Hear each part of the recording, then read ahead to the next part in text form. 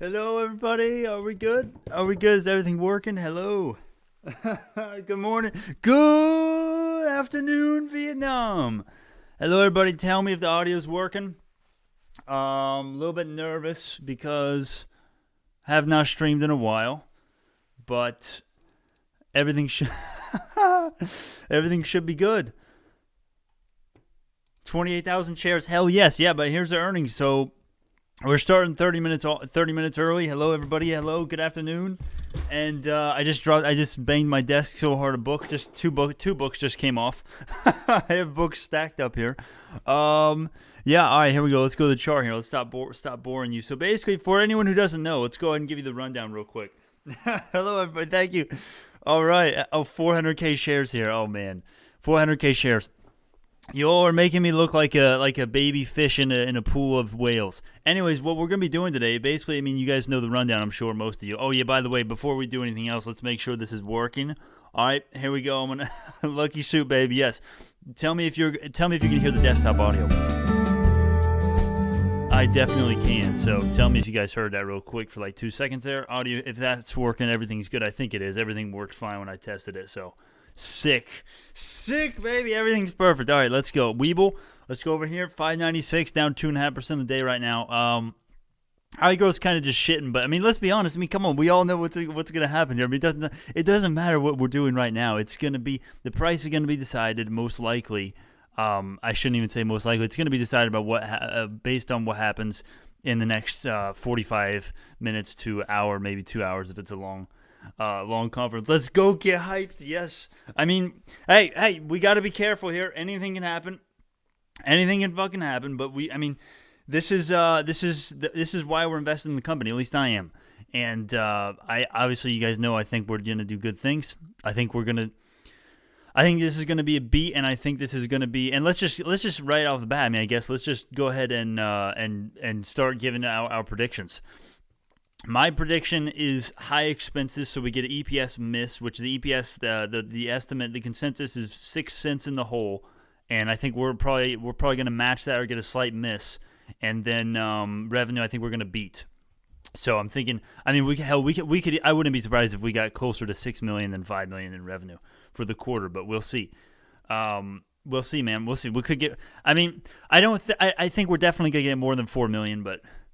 Yeah, I did cut my hair. I did. I'm sorry. I'm coming clean to you now. Yes, I did cut my hair. Believe it or not, I'm sure some of you think I'm messing with you here, but I have not actually shaved the beard at all once. But it just doesn't grow, so I guess that's kind of not really a candid thing. But I did. To be fair, I did do a post saying I'm gonna cut the hair, but I'm also gonna not shave the beard until like $20 or $30 or something like that. But I mean, this is what we're looking at today. We've got earnings today, so yeah. The hair was getting annoying. It was getting annoying, but now I miss it because I can't headbang. I can't headbang anymore. But yeah, that's what we got. So what's everybody's predictions? You guys think we're gonna miss? What is everybody still on the hopium yesterday? I shouldn't say hopium, but there was so much hype yesterday, and even this morning in the Weeble comment section. It's just. It was a little bit overwhelming. It was a little bit crazy, but I still think we're gonna do good things today. Oh yeah, let's go ahead and let me get this. Oh yeah, and I have to buy. I just remembered. You didn't even have to remind me. I have to buy 13 shares today. I have to buy. Let's go ahead and do that now. Let me put an order in for. $5.95 here. I have to buy. Somebody yesterday wanted me to go to and get an even number of shares. So, boom. 13 shares, limit order in, $5.95. Let's go, baby. 100% run up after earnings. Yes, that's right. Gil, yes, you didn't even have to remind me, did you? I told you I would do it, didn't I? You all thought I was messing around. All right, equal on EPS and 5.7 million. Whoo, that would be sick. Not climbing until we see 15 to 20 million revenue or FDA approval. Well, also, what do you think about this? What am I doing? I'll just go right. Well, we're going to have that up anyway. What do you think of the news that we got today? Yeah, it's not crazy. I mean, it's not crazy. No one's. I mean, come on. No one's even mentioned it since we started the stream for good reason. It's it's what we've been doing the entire Q3 and Q2. I mean, even Q1 we did a lot of this, hiring more people. But these guys are from Illumina. We're taking Illumina's people. We're taking Illumina's people, man. 598, 5.7 million. Anyone just getting in right now? We're a little bit early. We've got and I don't know exactly what the schedule is going to be because you just never know with these earnings reports, but it's likely going to be based on the past, based on what usually happens, what we're going to be, if you want to like go do something else and then come back right when the action is happening, it's going to be right in about 30 minutes precisely. So 3 o'clock Central, that's going to be when the the financial report, not the earnings report, but the financials, that's when that's going to probably drop. Or last time it was a couple minutes after. They were a little bit late, I think. But yeah, this is what they'll post it. They should post it here first, and that's going to be our first. And then that's when the stock is going to boom. That's when it's going to start. And last time it was so goddamn crazy. Last time, but that's, and then the earnings report itself is going to be 30 minutes after the market close. So yeah, so market close. Oh, yeah, I should have just said that because it's easier to for all the people on the different time zones. Market close. That's when. It is. That's when the action is going to be going down. All right. Brandon calls the market to manipulate after his buy orders kicked in. Lol. Yeah, manipulating the market. Here we go. Yeah. Yep. These last months have been the worst for BNGO. Yeah, they have. Mr. Investor, let's go, baby. Yeah, Mr. Investor, absolute legend. Absolute legend there. Oh man. What do you think, Mr. Investor? What's your prediction for revenue and EPS? What are you thinking? How many Savage do you think are they going to install? I think it's going to be more. I think it's going to be It's probably going to be in the 13 to 20 range. Everybody knows that. I don't. It's really hard. I will say this: the CSHL lab. If anyone knows what that is, if anyone knows that, I'm sure at least one person does that's watching, or at least that will come in at one point. I feel very good about a rental with CSHL. I hope they include that in the institutions that they show in the earnings report. That's going to be sick. Thresh? Is Thresh here? 15 Savars I estimate, brother. Awesome. Oh, man. Brandon, what's your position in BNGO average price? Oh, I love when I get people asking me what my average price is because I have it right here, my friends. You can see that. My fat face doesn't get in the way of that. I don't think I could see the screen over here on my second laptop right there. 2,387 shares. I'm trying to get 2,400, but it won't hit my limit. I've got 13 share. I've got a limit order in at 595. It's not helping me out. It's like you guys said, it's manipulating the market right when I put that order in. We're going back up. Remember, I'm just messing around there, but remember, what it doesn't get. Okay, I feel like I say this every time back. I feel like I always said this, but it doesn't matter what we're doing right now because I mean, you guys know what's about to happen. In 30 minutes, it's going to drop, and we're going to spike or crash. That's what's going to happen. I have to say right now, I have to say, be careful if you don't have diamond hands out there. Be careful because this is, I mean, who the hell knows what's going to happen here? Yeah, I love our okay, to be honest with you, I think there's a fairly significantly better chance that we get a good earnings. But remember, last time I said the same thing. We got a good earnings. We got a revenue beat. We got amazing. We didn't get amazing guidance necessarily, like strict financial expectations, but we got amazing stuff from the other aspects of the business that they updated us on. We still fucking went down. So it's like, well, the stock is just so batshit crazy. The people who manipulate this, the people who trade at the institutions, the big dogs, these people are out of their goddamn minds. So it's hard to say. But at the end of the day, if you've done your research, if you understand the company, I think it's a great long-term hold. That's what we're doing. That's what we're doing, baby. So, Brandon, will you still play guitar when we get over $10? Dude, I would play guitar if we got to $7. Are you kidding me, man? Oh, man. Oh, yeah, and I saw a comment. Did BioNeo's testing lab go live? Moiso was talking about it a while ago. Well, I'll tell you what. I'm interested to see what they say about the CLIA lab and the LDTs. And remember, I have to say, disclaimer, right? I mean, the revenue, I do think we're still going to get a good revenue. And there's another one of my books that's fallen on the ground because I banged this damn table too hard. I'm going to keep doing that, and I don't care. Anyways, I have to say the PLA codes and the biodiscovery acquisition, neither of those are going to count in Q3 revenue. Those are going to be for Q4. And there's the fourth. There's the fourth book down the drain. Oh man. But this is still going to be a good revenue for quarter three, I believe. That's my prediction, but we'll see. Anything can fucking happen. So we got what, 23 minutes here. Yeehaw, baby. Yes, hell yeah. What time will we know earnings? All right, if anyone's just getting in here right now, it's going to be market close. If you want to go take a shit real fast, right? Whatever the hell you're doing, whatever you're doing, market closes when the action is going to go down. So you got about 20 minutes here, probably. Again, last time, usually they send the report out like that. Usually that's what companies do in their earnings. But last time they were like, were they like 5 minutes late or 10 minutes? Were they 10 minutes late in the last one, quarter two? Does anyone remember? Miss on earnings, smash revenue. Fourth quarter will be the real McCoy for BNGO. Love it, brother. Welcome all BNGO Cowboys, one big family. Yeah, man. Mr. Investor, I love you. All of you. Oh, we're all one big family. We're all BNGO family. Hell yeah. We've all been through hard times together if you've been here for a while. And let me ask you this. I'm just curious. How many of you are new to the channel? I'm guessing not many, but, the last couple of days, there's been so many new, at least based in the Weeble comment section, so many people are coming in and just, we got a lot of newbies in here, which is good, which is a good thing. I want there to be new people getting interested in life-changing, revolutionary tech like BioNano. And did you guys see the freaking news yesterday? Man, the news, the inducement grants and the VIP and the stuff from Illumina, the 2 employees we just got from Illumina, yeah, that's okay. That's cool. I like it. It's good stuff. The company's doing great stuff. They always do great stuff. However, revolutionary shit was yesterday when they did. Let me pull up yet another BNGO website tab here. It was the structure variation. It was the sequencing stuff. Here, let me pull it up here. I hope you guys watched that video, man. I'm wondering who the first person is that's going to say, have we not gotten any Let's Go Brandon comments in here? My name is Brandon, if you didn't know. It's like the most interesting time in the world to be named Brandon, isn't it? Yeah, this right here. Yeah, right here. This is fantastic fucking news right here, man. People don't realize how big this is. I mean, this is hinting. It's the most subtle hint at new capabilities, which one could interpret that into meaning maybe a nanonozzle release or capabilities being added to a future update in the future, or Sapphire 2.0, or just a whole new sequencing product altogether. Who knows?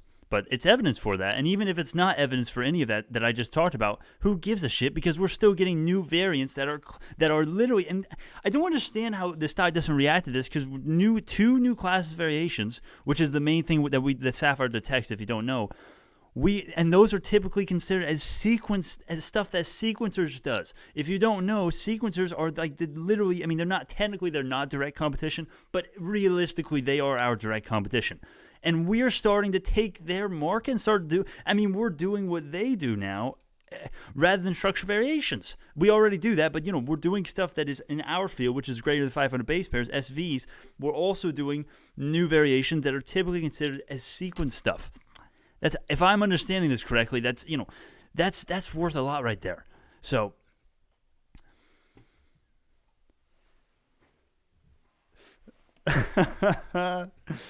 oh man, I love the comments. I love it. Make your own political opinions. Make your own opinions. No indoctrination, I don't know. Just make your own damn opinions. I'm not sure. Don't tell me. Don't claim I'm trying to indoctrinate people. I'm Brandon too, loving all the positivity lately. That's beautiful. The 3 Brandons. Yep. My order filled, by the way. I just got 13 more shares. 13 more shares for the family is in. 2,400 shares now. Average at 591. Doesn't it always seem like I'm always barely green when we're streaming a lot? It's always floating right around my average. We've got 18 minutes. Yeah, my order did get filled. Yes. Rip Robbie. Where is Robbie? Dude, the company, here's another thing that I can rant. If no one wants to ask any questions that you want me to rant about, I'm going to rant about whatever my mind is going to, which right now, oh, there's so many Let's Go Brandons. Oh, that's funny. That's funny. Make your own opinions again. Anyways, about the hiring that we got. So this is the news today that I counterintuitively I just said this news doesn't really mean shit, but it does. I didn't say it like that, obviously, but it does mean something. And the reason why I say this is because, dude, when you have a company like BIOL that's consistently hiring people at a huge rate, I mean, you have to understand, what's our employee count right now? Like 180, 170, 150, something in that range. We're lower than 200 right now, and we're consistently hiring people, man. That is strength. And more importantly, that is business expansion. What does business expansion mean? Why do I give a shit about this, Brandon? Why don't I just go do something else? Well, you can do something else. Earnings is happening in, we still got 15 minutes, at least. Maybe 20 to 30, even if they're late like they were last time. But this is a great sign of the business doing good things. Okay, stock can do whatever it wants to short term, but at the end of the day, long term, we only have one direction to go. Simple as it gets. BNGO always has good news. It really does. And I saw a comment earlier that is something I should definitely address. Good morning, Vietnam. I can't stop myself when I see a comment. If you say good morning, Vietnam in the chat, you have to expect me to do that. So there's your warning right there. But I saw a comment earlier, Weeble comment section. I've been spending way too much time in the damn Weeble comments. Don't go there. It's a dark, dark place. But they were saying that the news that BNGO has been putting out lately is because they're trying to pad the earnings bad news. They're trying to soften the blow. They're trying to mitigate the damage that their earnings is going to be. And I just thought to myself, that could not be more wrong. Obviously, I mean, it's possible that that's what they're doing, but it's so unlikely. And the reason why I say that is because BioNano, I've noticed a pattern here. This is anecdotal. I guess you could, I mean, it's pretty empirical because I could prove it if I did like hours of work and put together clips of the videos where I talk about this. But I've talked about this before. The people that have been here know. BioNano, I guess we haven't talked about it that much, but do you guys notice that when we start going up, like back over here, when the stock goes green, they like to drop news trying to get like a rollover effect, a domino effect. They're trying to increase that gain, trying to get some hype and some momentum. I've seen that happen a couple of times. So that could be a perfectly reasonable explanation to explain what we've had the last few days with the huge news drops. Absolutely. It is said only a Sith can return from the Weeble comment section. Only a Sith deals in absolutes, but that itself isn't absolute, isn't it? I never understood. Anyways, let's not go into Star Wars. As simple as it gets, drinks. Yeah, here's a drinking game for you. Every time I say as simple as it gets, take a shot. Oh Jesus, you're gonna be having a good time by the time we're done here. Damn. So why do they leave Illumina? Well, I don't know who you're asking. I mean, I assume you're asking about these people. But if anyone's that just stopping in right now, we've got 15 minutes until the market closes, and that's probably when it's going to hit. That's probably when, maybe 5 minutes, maybe 10 minutes after, but most likely in the next 30 minutes, definitely, we will have the financials, and we will be headed to,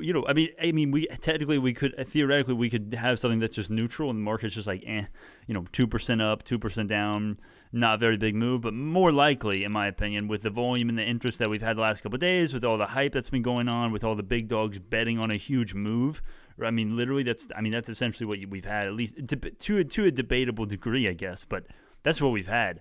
And the next 30 minutes is going to dictate whether we keep those gains, keep going, or give up everything. This is going to be it. This is going to be it, man. Buy 13 shares today, please. Round multiple numbers, please. Yeah, I've already done that, my friend. You're welcome. I already did that. I actually remembered without anyone telling me. I've got my 2,400 shares, average 591. There you go, where my mouse is right there. And I know that's probably really hard for you to see. That's why probably people never see it. Anyways, yeah, I've already added 13 shares today at 595. That's where I added. Hell yeah, nothing but good news for BNGO. Gil says, obviously we want to beat tonight, but long term to the moon. That's just, that's what it is. That's what it is. I will be honest, I'm stressed. I have 10,000 shares. I'm young, and it's money for me to live. I have an average of 6. I was in since 80 cents. Oh, man, I don't want to... Oh, man. Well, I feel you. I can definitely relate. I mean, I think there's a little bit of nerves everywhere, right? We're all a little bit jittery right now. I mean, this is just how it is before an earnings report with a stock like BNGO. I mean, this is normal. So, but this is going to be it. Yeah, I mean, I think I have a good feeling about it, but we'll see. I don't want to give any super staunch predictions just because I haven't done the calculations this quarter, and I don't know. This quarter is harder to predict for me than last, but I still think it's definitely more likely that we get a beat, and we might get a miss on the EPS, and how the stock is going to react, how people are going to react to this. Those things are more hard to predict, but I do think the company's going to be continuing to do good things because they've given us no reason they've given us no reason to doubt them, and the continued hiring, the CSHL Sapphire rental agreement. Which is, I think that's big. I hope to see their name in here in this presentation. If it happens, we'll see. I don't have inside information, never have, but Diamond Bowls. Diamond hands, diamond balls. Thanks for reminding me of that saying. That's an awesome say. Should I retitle the stream that? I always love retitling streams and videos like this, something that is just extreme, I'm sure you guys know what I'm talking about. Brandon, can you shout out Leanne loves Bionano. Probably pronounced that wrong, but yeah, there you go. I just did. You're welcome. I don't think this is going to be great, but I think it's going to be quarter 4 until it takes off.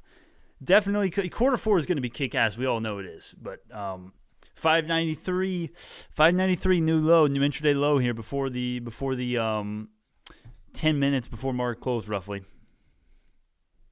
Just based on all the comments and speculation, nobody knows what's in store for BNGO. Yeah, another thing that's really weird about BNGO this quarter is that there's been no articles talking about what their earnings expectations are, at least very few that I have found. It was hard to even find the estimates, the EPS estimates for us. But for me, that's 6 cents in the hole, by the way, if you didn't know. There you go. And earnings call is going to be 40 minutes now, and the financials coming in 10 minutes.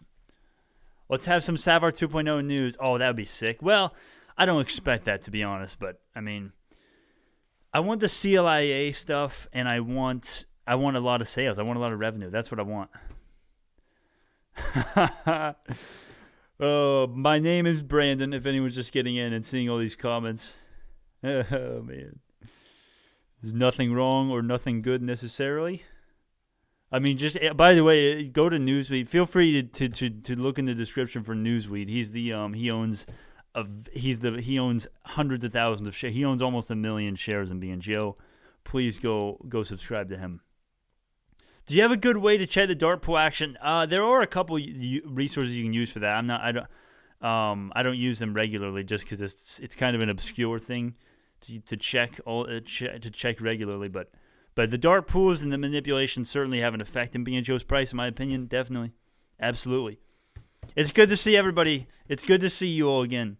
It's beautiful. The BNGO family is again together. I need some Fellowship of the Ring music some Lord of the Rings music to start playing in the background here, man. That'd be sick, wouldn't it? That would be sick. Guidance is all that matters. They don't give guidance, though. Yeah, they won't give guidance. I mean, when you say guidance, if you mean strict financials, no, you're not going to get it because they just don't do that. I mean, hell, who knows? I mean, maybe, but they haven't done that ever, so I don't think they're going to start doing now. But we'll see. I hope they do. That would be beautiful if they set down some more concrete revenue estimates for the next few years. That'd be beautiful. 594. Fellowship been strong. Is anyone excited for The Witcher season 2? I'm sorry, I'm such a damn nerd. I can't hold it in even on a stock stream. I can't hold it in. Oh man, play some guitar for good luck. Tell you what, if we go to 7, we're busting out the metal riffs and headbanging. I can't. My hair is short now, so I can't even. I'll try to headbang. I'll get a concussion headbanging, and I'll fall down and hit my computer. By the way, I have not fallen out of my chair yet on stream, but I did that once. I actually broke my chair. I actually hit my head and broke my chair. I just went straight back. Yeah. Yes, Witcher and Boba Fett.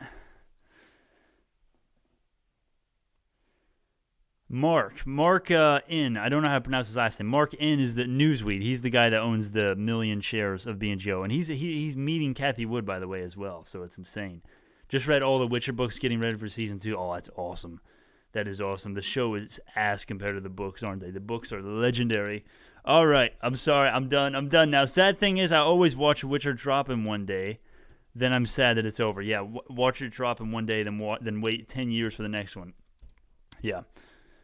We can all relate to that, but whatever. It's fine, though. The books are what is actually good, right? Brandon, you've been getting loads of positive comments on Twits today. Well-deserved, too. Oh, that's awesome. I didn't know that. I don't use StockTwits very much. I never really got in. StockTwits is just not my format, but I definitely appreciate that. That's awesome. I didn't know that. Cathie Wood stocks are getting hit one by one. Yeah, if we look at the high-growth sector as a whole right now today, so far, right now, at least, I mean, we've only got 7 minutes until the market close. Shouldn't say so far. Nano Dimensions 3% down. Everything's about 3% down. As far as the guys that BioNano moves with, which are these three primarily, along with Gevo. Where is Gevo at? Yeah, same with Gevo, 2% down.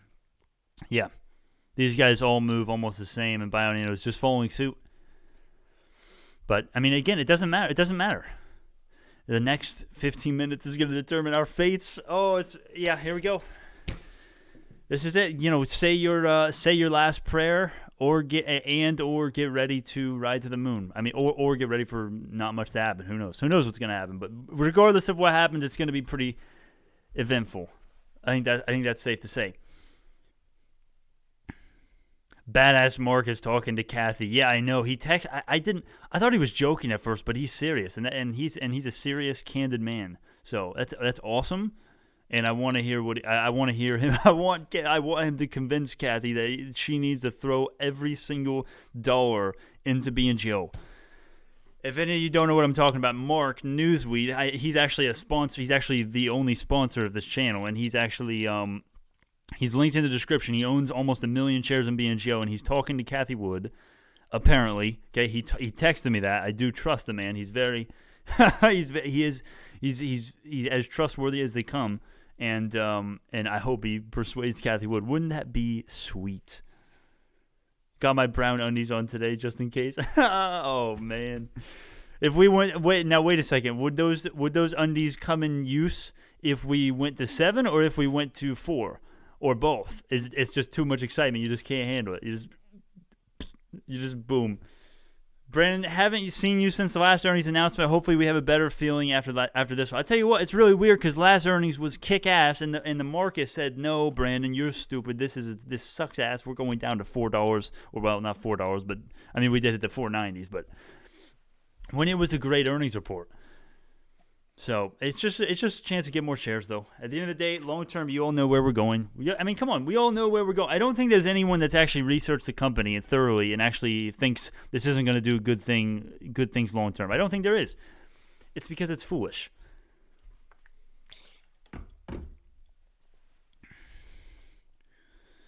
I already made use of my brown undies. Nice. 4 minutes. Here we go. Maybe 4 minutes. I'm not going to hype up the market close. I'm not going to do a count. Did I do a countdown last time? I think I did, and it was super awkward and anticlimactic, like it always is. Like as if I'm not always awkward, right? Right at the market close, though, and it just, they were like 5 or 10 minutes late, so we were just sitting here refreshing it more and more again. And that is what we're going to do. Don't get me wrong, but I'm not going to be having everyone having everyone think that it's going to drop like that. Last time was fun. It was fun at the start, wasn't it? The earnings was fun at the start because, I mean, it's what happened last time again. Let's just think back to that. It was so crazy because we went up like 5% or 6-7% something after the conference started. And then it just slowly went down. It's like, what the hell? Why would it just spike up right when the conference started? Did people not expect the conference to get good reception? I don't understand it. And the revenue is what matters, and the expenses, we all know what the expenses, we all know how flawed the people's takes were on expenses. Oh, our cash runway is decreasing a ton, the cash runway, have it being low, is a complete myth. All right, let's not go on that rant right now. We can do it after, but the revenue was great, and the expenses were for new hirings and the incentivizing stock options and shares that people are going to be able to purchase for new employees. They're going to be able to purchase them after they vest yearly. Most of them not able to be purchased in years. So it's a good thing. Overall, the earnings was good, and we still went down. So take what you will from that, but it's a crazy market. It's a crazy market. That's all you can really say. 3 minutes. Nerves are tingling. Breaths are getting heavier. Have 3,000 shares. How many years before I can quit my job? Ask the stock gods. I'm not one of them, unfortunately. I wish I was. If I was a stock god, I would not be here, though. Last chance predictions. Here you go. Pretty much. This is pretty much your last time for predictions. Last 2 minutes.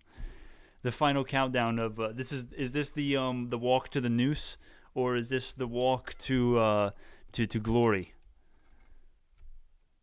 I shouldn't say the walk to the noose. Is this Leonidas leading us to a honorable death, or are we about to moon? You know, because if it is going to be bad, well, for me at least, unless there was like some fundamental change with the business or some shit, something crazy like that, I'm still holding and adding more. So, my friend, $5 donation, KDJ, the legend himself, the OG. Thank you so much. It's time. Predicted buzzwords: Alka. Skipboy. Do you mean Shippy? Shipster, Orange Theory, Nano Nozzle. Yeah, well, Alkachabi. What's your prediction, Kate? What's your prediction though? 4.1 million earnings is my prediction, dude. I wouldn't be surprised if we got 5 million. I think there's such a small chance for a miss. I think there's a small chance for anything but a beat on the revenue. That's just me though. We'll see. Anything can happen. Remember, anything can happen. I feel like a pussy for saying that like every 5 seconds, but I have to say it. I'm sorry. We're going down. Q4 will be money. There's so many differing opinions here. This is the most dissent that we've ever had on prior to an earnings stream, which we've only had 3. But have we had 3 or 2 before this? I think this will be the 3rd. Anyways, yeah. All right, here we go. 30 seconds.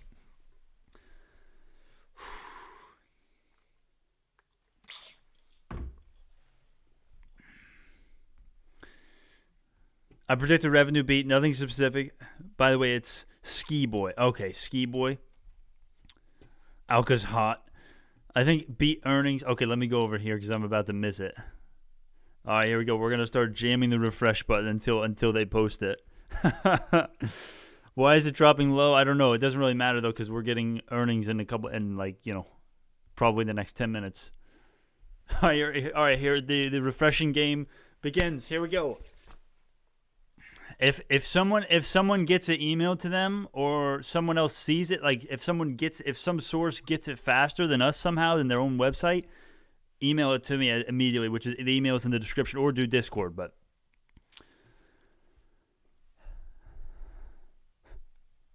and now the awkward just shallow breathing. Here we go. Hold the breaths are being held in here. Are they going to be 10 minutes late? I don't want this suspense to be like 10 minutes long again like last time. This is going to be awkward for like 10 minutes long, really? People think holding through earnings is gambling. Yeah, that's something you have to remember. Because traders do sell out before earnings because they think it's impossible to predict. And that actually works to the long-term holder's benefit in a way.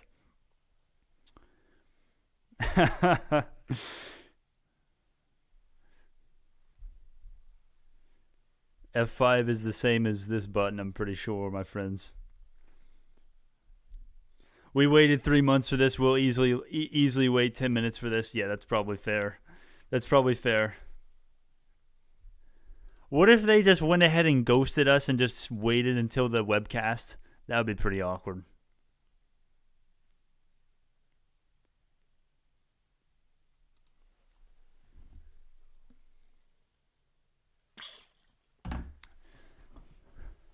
Oh, man. This is stressful. This is too stressful. It hasn't even begun, and I'm already stressing over here.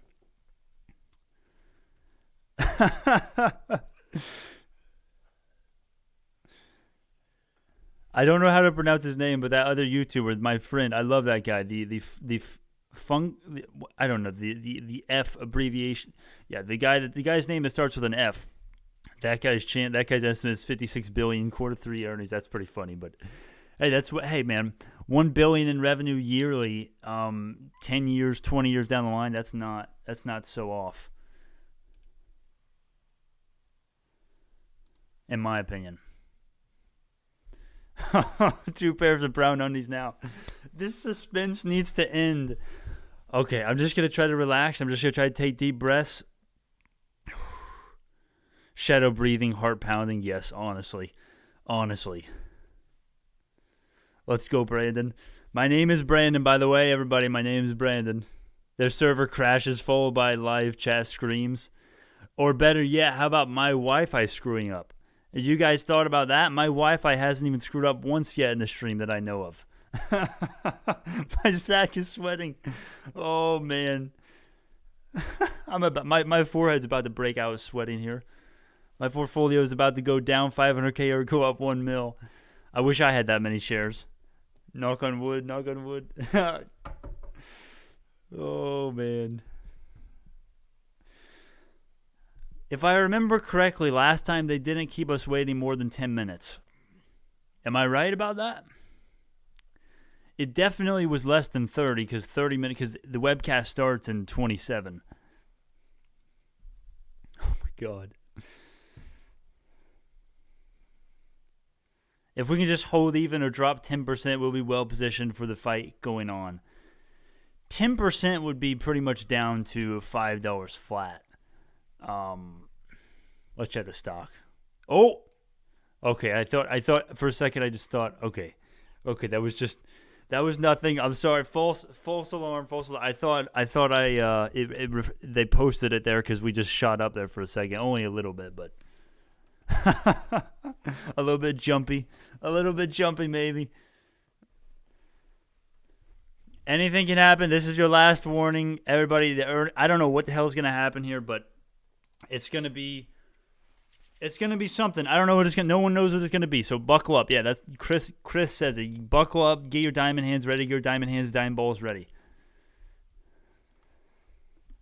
We are ready. I know we are. We're ready. We're definitely ready.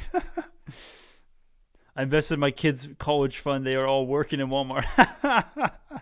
Well, we better hope this is a good damn earnings, shouldn't we? Revenue up, EPS down, right? We know that, don't we? Yeah, we kind of do. Honestly, that's kind of what I mean. That's what most people. That's what the plurality is. You know, that's what most people think. They think it's going to be high revenue, a beat on revenue, closer to the 4.5 million range, and a miss on the 6 cents in the whole estimate for EPS.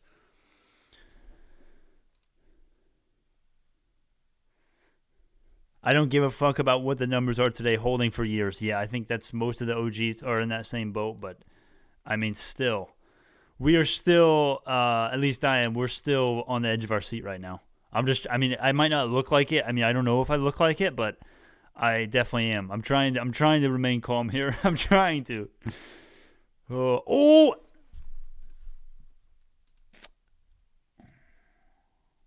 That, it probably just came out. That does not, I don't think that happens naturally. I don't think that happened naturally, but they still have not posted it yet, though. What the hell? Why haven't they posted this?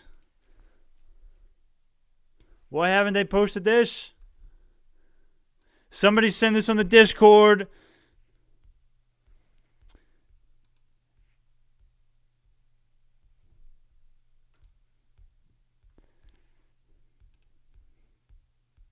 Okay, we went from 580 back to 590. Okay, let me go back here. News releases. How are people finding out about this before they post on the website? I'm signed up for emails and they have not sent anything yet.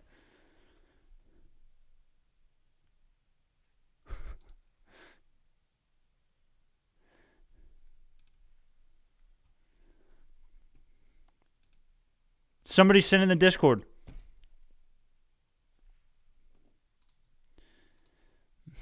Somebody send me a link. No, I think it is out. Right now, but they haven't posted it. They posted it on the news outlets got a hold of it first. I think that's what happened.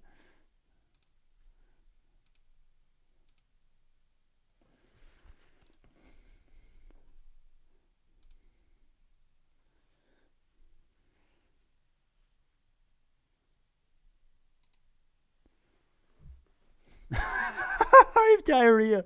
Someone says I have diarrhea. 20 quintillion EPS beat. I wish that was real. I don't think it is, though. I don't know if it's come out. Some people are saying it's out. It's still not out on their website. They haven't emailed it out, and I get the alerts. So...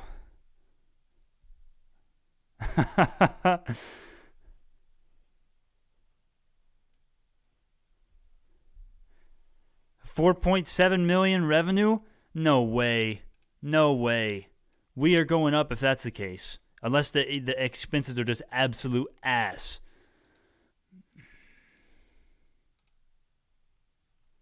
No one's posting this shit. What the hell?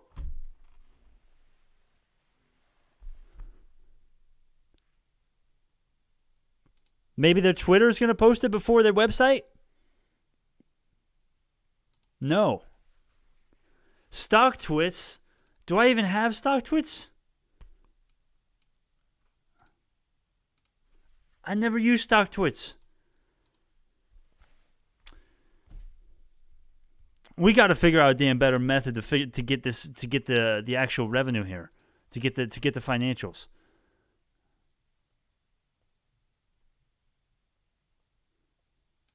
Where's the link? Where's the link? Acquisition. Okay, 4.7 million, 120. Okay, that's a big ass beat. Strong balance sheet with 326 million still. Launch protocols for ultra high molecular weight DNA isolation from amniocentesis. Okay, however the hell you pronounce that.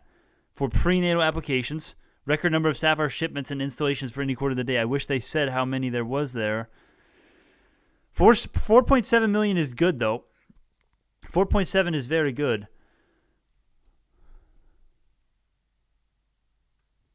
Hold on, let me see if they posted it as a filing yet.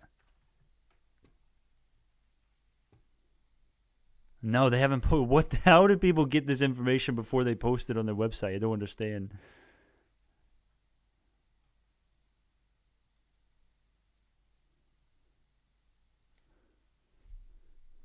It's 4.7 million. I guess. And this is from Cisco Trader, which is a pretty reliable source. 4.7 million, and the stock is doing nothing. The stock is doing nothing when we get basically, what is that? That's $500,000 revenue beat, isn't it? That's $500,000. My math is correct. I'm horrible at math though. But let me go ahead and open this in a new tab so I don't get logged out of here and we can't see it. 4.7 is near a $500,000 revenue beat. That's kick ass. But we don't know what the EPS is, obviously. We don't know what the EPS is yet. Do we have a link here? Okay, here we go.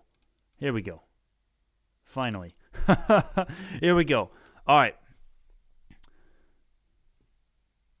326 million in cash is, I think that's is it just, am I viewing this wrong? Am I remembering wrong? Or is that way higher than what I thought what everyone thought we would have? I could be totally off.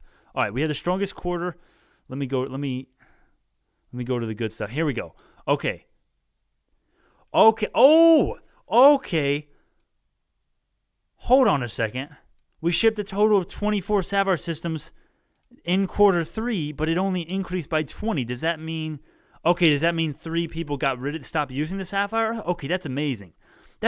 Come on, we have to go up on that. We have to be up a little bit on that.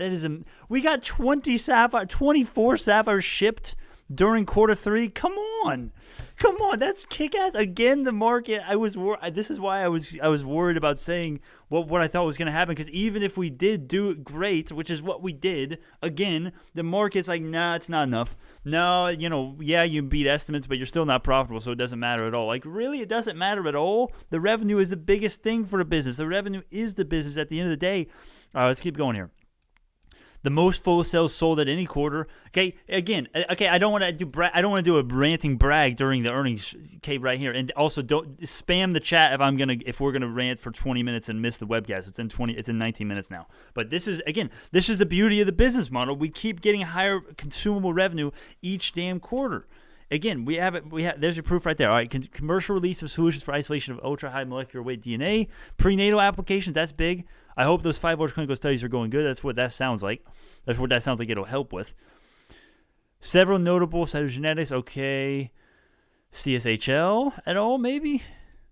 Women's Hospital. Australia, Europe, and China. Okay. New Probe Global. That was amazing news that no one gave a shit about. I love that, though. All right. Driven by increased demand. This is why we got a higher revenue. Sequential increase was driven by increased demand for Sapphire. Increased instrument sales, consumable revenue, which we always say, and reagent rental program and consumables. And Lineagen. Okay, beautiful. Gross margin.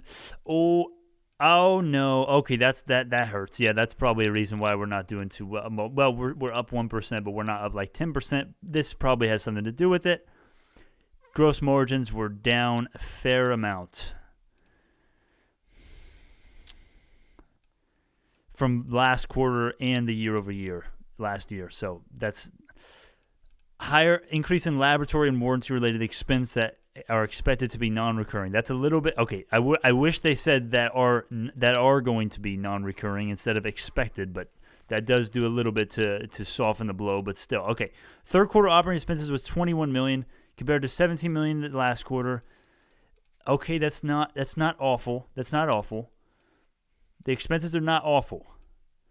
I'd say this is about what we were expecting. What's the EPS, though? They don't actually have the EPS in here. They have the EPS in the webcast. Third quarter operating expense, $2.8 million of non-cash base. Yeah, again, the reason why the expenses are big is because of the non-cash stock-based compensation. That's always why it is, and the headcount stuff. That's literally why we keep getting so many expenses. And we're barely up. Let's just go back up there. If anyone's just getting in here right now. And look at this. We are going to blow this out of the park.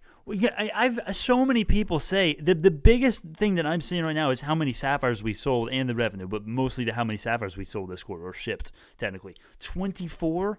Last quarter was like 12 or 13. Our goal for the end of the year is 150. We already have like 141. Literally, I'll go up and show you where I read that just in a second.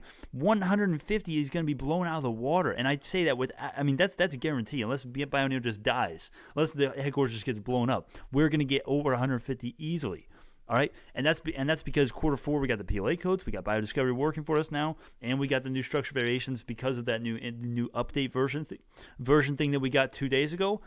And the budgets of the labs are way higher, and that's why quarter four revenue is going to kick ass. All right, let's go up here to the.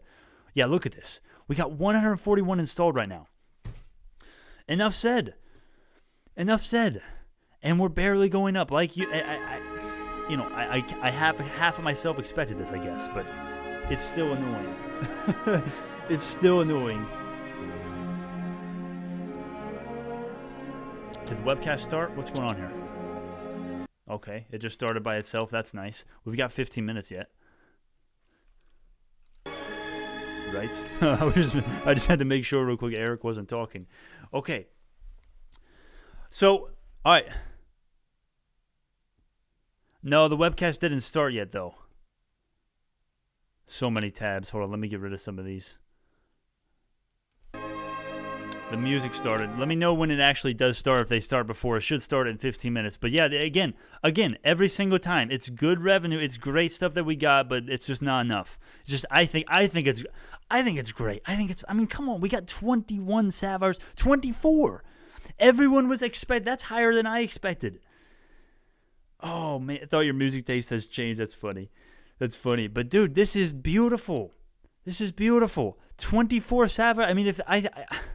I don't want to get you all too excited. I don't know what the market's going to say to this, but this is amazing, and I feel like if they're going to get on here and like Jay says, we need good guidance. If they get on here and tell us some other good news that I'm sure they have, and they are going to decide on when to release, like they have done the last couple weeks, they could treat us pretty nicely here. But we'll see what happens. And also remember this: last time they screwed us. They didn't screw us. They're doing fine. They're doing good things as a company, I think. But last time when the conference call started, stock went down and went down more. So maybe this time they'll try to do a little bit more. But who knows? But yeah, if anyone's just getting in right now, the update, the key is this: revenue is huge. Revenue is $4.7 million, $500,000 beat roughly, 112% year-over-year revenue increase. None of this other stuff is really that big. The balance sheet is still amazing. That's more than I thought it was. It's going to be, we're obviously going to be at 22. We're going to be at 220 million after next quarter because of the biodiscovery acquisition, which took 100 million. But this is the revenue in the business and the sales are doing amazing. At the end of the day, the product is the business or the revenue is the business. I mean, both of those go hand in hand. And our product is selling way better than everyone thought. I mean, no one. Did anyone predict over 20? I mean, what did I say? I said like 15 to 20. That's what I predicted. This is huge. This is huge.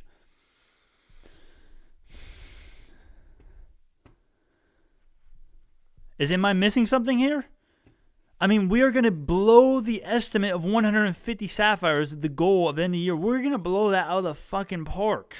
There's no question in my mind. If we sold 24 sapphires in quarter 3 without the PLA codes, without biodiscovery, without the new version update with the new structural variation classes, 2 of them that are that are seen as sequencing related, and the budgets of the labs that are going to be higher, how many do you think, if we sold 24 with all of those things not helping us in quarter 3, how many do you think we're going to sell in quarter 4? I'll give you a hint, more than 24. So let's put the pieces together. We're probably going to be close to, let's see if I can do this complex math. Let's see. Let me go up here. All right. So we're probably going to have at least 165. We're easily going to beat the estimate by 15 sapphires shipped by the end of the year. Okay, easily. Okay, I just want to make... You guys have to spam the chat if they're going to start this early like little bitches. BioNano needs... They're great. They're not bitches, but, if they start that early, let me know. Spam the chat. But this is good. If the stock is... The stock is barely... This is how crazy BioNano is. Right at the end of the market, right at the market, right in the after hour started, we went up. Then we went down to 580, and now we're just leveling out here at 598, barely up in the after hours. After we get 24 sapphires installed, with a huge revenue beat and expenses online with estimates, pretty much that's what pretty much what most of us think right now. We don't know for sure right now, but that's pretty much what we have. And we barely move. That's what it's. I don't know what to say. About that. I mean, it's another good earnings report, and people don't really give a shit. We go up 10% 2 days ago. I mean, I guess you could say the big dogs already knew it was going to be great earnings, and this is why we're not moving. They already priced it in. All the institutions and manipulators, they already bought shares because they knew it was going to go way up. Maybe you could argue that. But even there, I mean, really, we got great news the last 2 days that they didn't know about. I'm assuming the institutions don't know everything, and we didn't do anything. So, yeah, 4.7 million. Okay, yeah, that's what I'll do. That's a good idea, actually. All right, I'm sorry if this hurts you, if you don't like this, but just so I know exactly when it starts, so I can hear their voice when it starts, we're gonna do that. Yeah, so what do you guys think?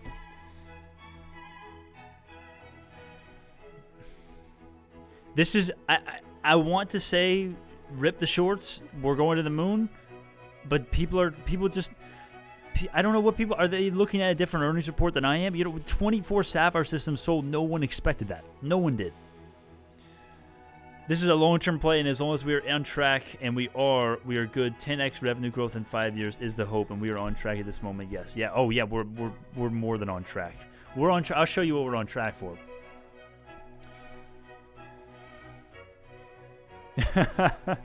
No. The soundtrack is for the earnings, but I think we're on track for this roughly, maybe a little bit more than this profitability. 2024, maybe 2023 if we do a little bit better. Okay, this is getting annoying.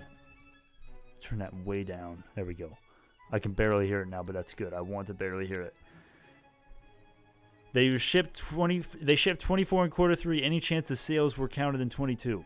Oh, in quarter 2. Oh, that's a good question. So someone's asking, so they said, quote, they shipped 24 in quarter 3. when they actually signed off the contract or, put the sale through their system, did the revenue count for quarter 2 or quarter 3? I don't know, but I guess it doesn't really matter now because, it's not like we're debating what whether it's going to be counted for the future or not. But regardless, it doesn't really matter because we shipped a shit ton of Sapphire sales and we're on track to blow this out of the park again. So that's what matters. Revenue was a huge beat. Expenses was online, and we got great news today with not great news. We got decent news today with the Illumina people joining our team. We got amazing news 2 days ago, which was the new structure variation being detected by the Sapphires with a new update, and we still do nothing. I tell you, it's okay. It's whatever. Maybe we're gonna start spiking with maybe again. My best guess is that the institutions and the people who are not really being very candid with their trading, they knew about this earnings. They knew it was going to kick ass, so they bought, and that's what most of the spikes were here. And that's why we're not really reacting right now, because the big dogs already knew. And the only people that are buying in right now, because they're like, oh, this is great earnings, the stock's not moving, why isn't it moving? The only people like that are the retail investors like you and I. And there's just not enough of them, I guess, right now, because we're not moving. But this is a great earnings report. Okay, regardless of if we end the after hours down 5% or up 50%, okay? This is a kick-ass earnings report from every measure that I can tell. Expenses are online. Revenue is a kick-ass beat. The Sapphire sales are a humongous beat. Humongous. Star just jumped to 15. That would be nice. Wouldn't that just... Oh, man. 24 Sapphire systems shipped in a quarter. That's the biggest of all time. That's the most that we've ever had. And now we've got 141 installed. Or I guess technically shipped. Technically shipped because some of these are probably not installed yet. Or at least at that time, they probably weren't. But right now. But yeah. We should be, in my opinion, I don't know. If it were up to you guys, how much should we be up? How much would you put the stock up? If you were God, how much would we go up right now because of this? Okay, realistically, not because of the earnings report, not because you want it to go to 500, right?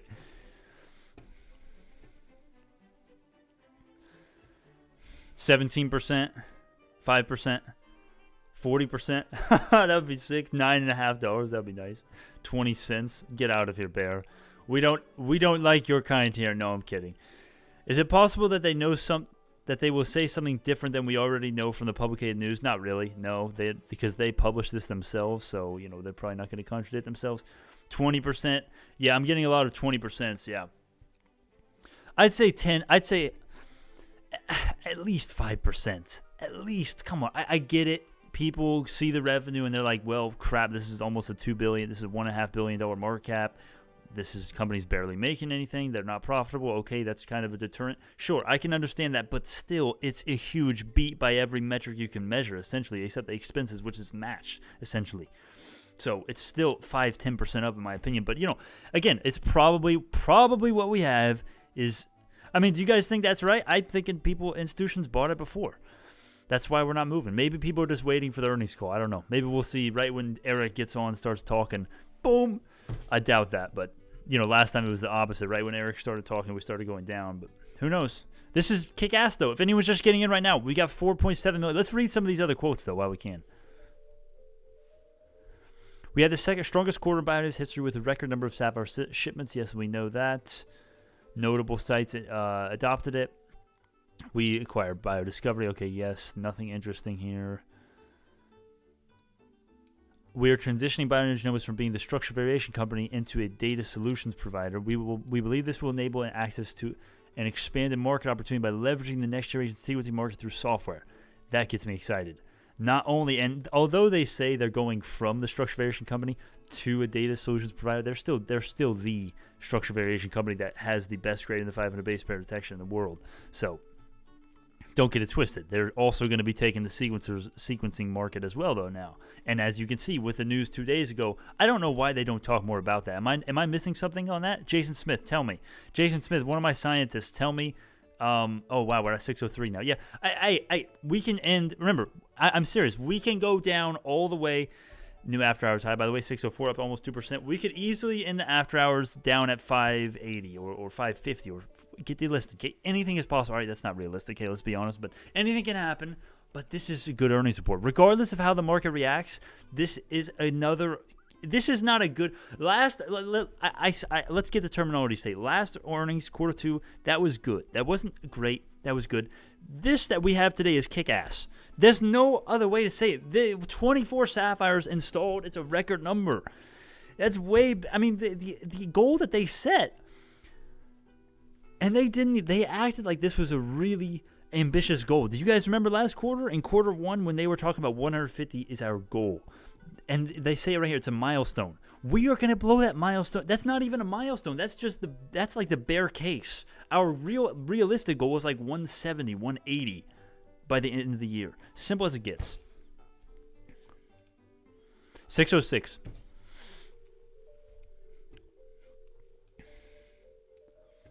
Delisted or Lambos.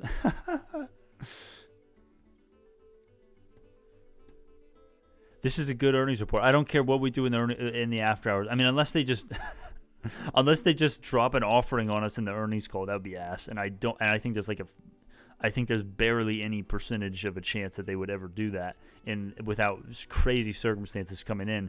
I mean, that's something like an offering. That is what it would take in the earnings call for me to think we should be going down during this after hours, because everything else that we've got is just amazing. And obviously, I think the conference call is going to be good. I think it's a high chance that Eric is going to fix his mistake, and he learned from his mistakes last time. He's going to be a little bit more exciting, a little bit more captivating in his speech. Hopefully, give us some more good news, and maybe we'll continue here. We'll see.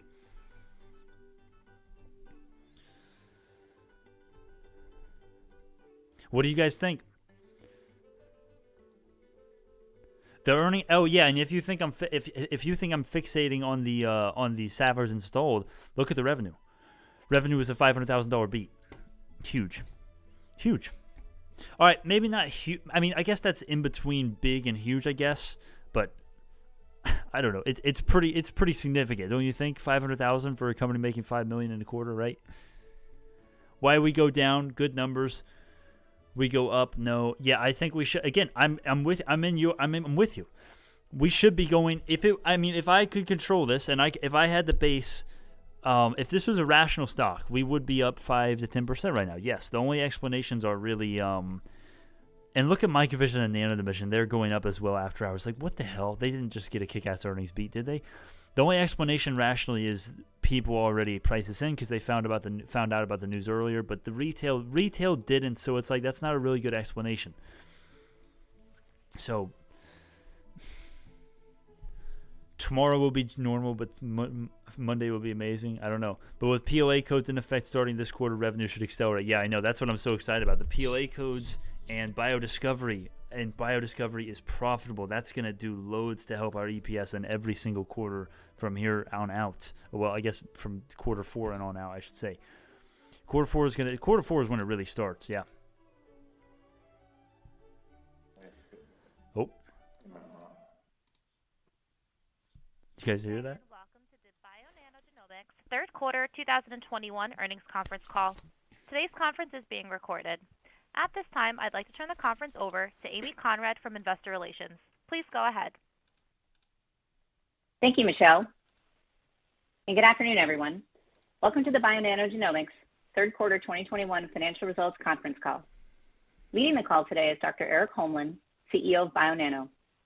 He is joined by Chris Stewart, CFO of BioNano, and Rich Shippey, CBO of BioNano. After market close today, BioNano issued a press release announcing its financial results for the third quarter of 2021. A copy of the release can be found on the Investor Relations page of the company's website. I would like to remind everyone that certain statements made during this conference call may be forward-looking, including statements about BioNano's strategic and commercialization plans, sales pipeline, anticipated benefits or improvements to the Sapphire system, anticipated milestones for 2021, and the advantages of the Sapphire system over current technologies, the anticipated benefits of the acquisition of biodiscovery, our expectations regarding timing and content of study results, and anticipated benefits of these studies in driving adoption of the Sapphire system. Such forward-looking statements are based upon current expectations and there can be no assurances that the results contemplated in these statements will be realized. Actual results may differ materially from such statements due to a number of factors and risks, some of which are identified in Bionano's press release and Bionano's reports filed with the SEC. These forward-looking statements are based on information available to Bionano today, and the company assumes no obligation to update statements as circumstances change. An audio recording and webcast replay for today's conference call will also be available online in the Investors section of the company's website. With that, I will turn the call over to Eric.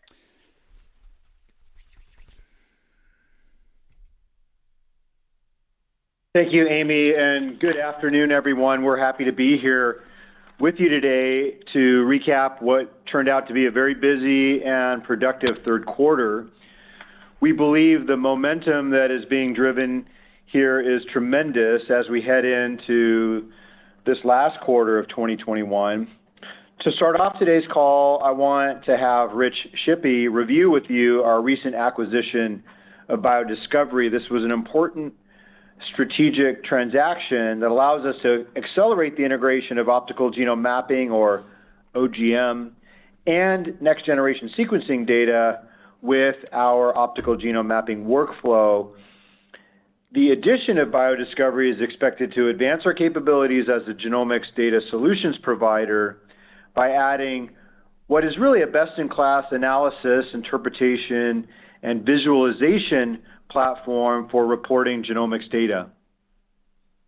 As a result of the acquisition, we believe we become the first and only company to provide truly comprehensive genome analysis solutions that utilize optical genome mapping with our Saphyr system and the industry-leading platform-agnostic software from BioDiscovery, which transforms Bionano from being the structural variation company into a broad genomics data solutions provider, and really opens up new opportunities for us. And so now I'll turn the call over to Rich, our Chief Business Officer, to review the BioDiscovery transaction. Rich? Thanks, Eric, and good afternoon, everyone. With the acquisition of BioDiscovery, we are now able to accelerate our efforts to make OGM ubiquitous by simplifying the assessment of clinically relevant variants in cytogenomics applications, reducing interpretation time per sample, and expanding our reach into the discovery and translational research markets, where the combination of next-generation sequencing and OGM can reveal more answers in genetic disease and cancer. And the key to making these big ideas successful stems from software, in particular the right software, acting as a critical interface to solve complex cytogenetics workflow problems. We plan to utilize BioDiscovery software to integrate OGM with NGS and microdata for broader applications, which we believe will accelerate the adoption of our Saphyr product.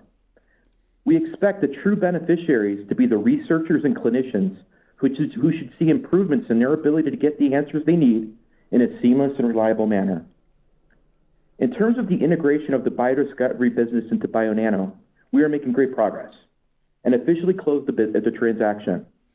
We expect the launch of a commercially available version of NX clinical software that users can visualize, interpret, annotate, and report all classes of structural variants, including absence of heterozygosity.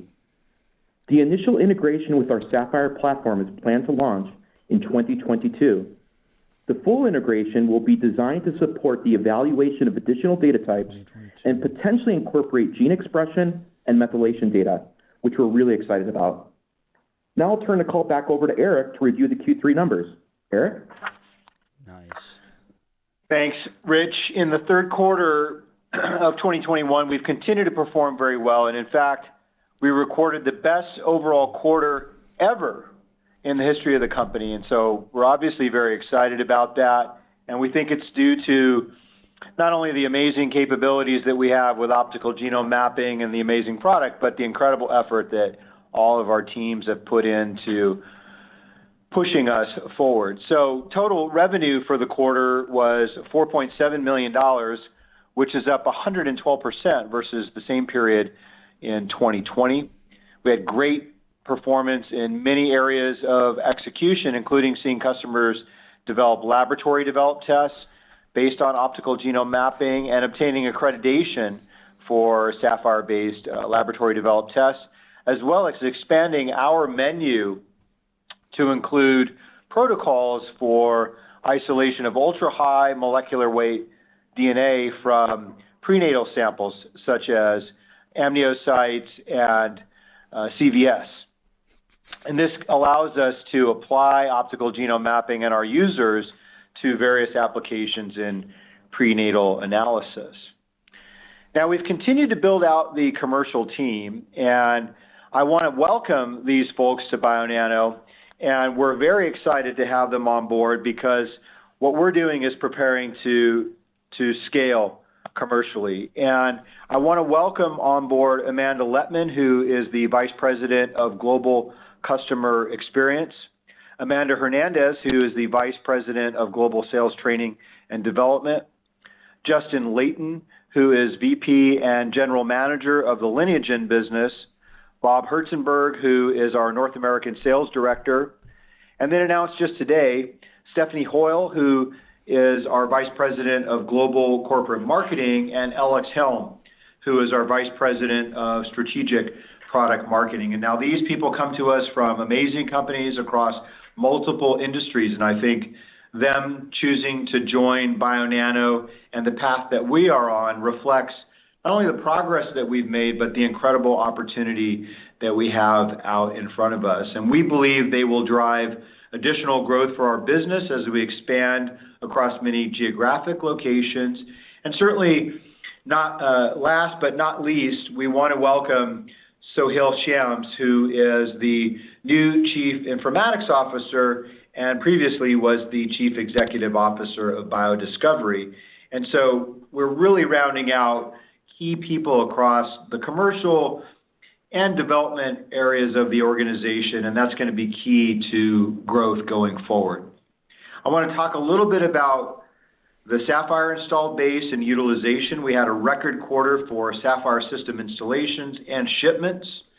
Saphyr installations in the quarter brought the total installed base to 141 Saphyrs installed as of September 30th, 2021. We shipped 24 Saphyr systems during the quarter. You can compare that to 11 systems that were shipped in the same period in 2020 and 13 systems that were shipped just last quarter. And we believe we're on track to reach our goal or even exceed the goal of 150 Saphyr systems installed worldwide by the end of 2021. We sold 3,969 nanochannel array flow cells during the third quarter.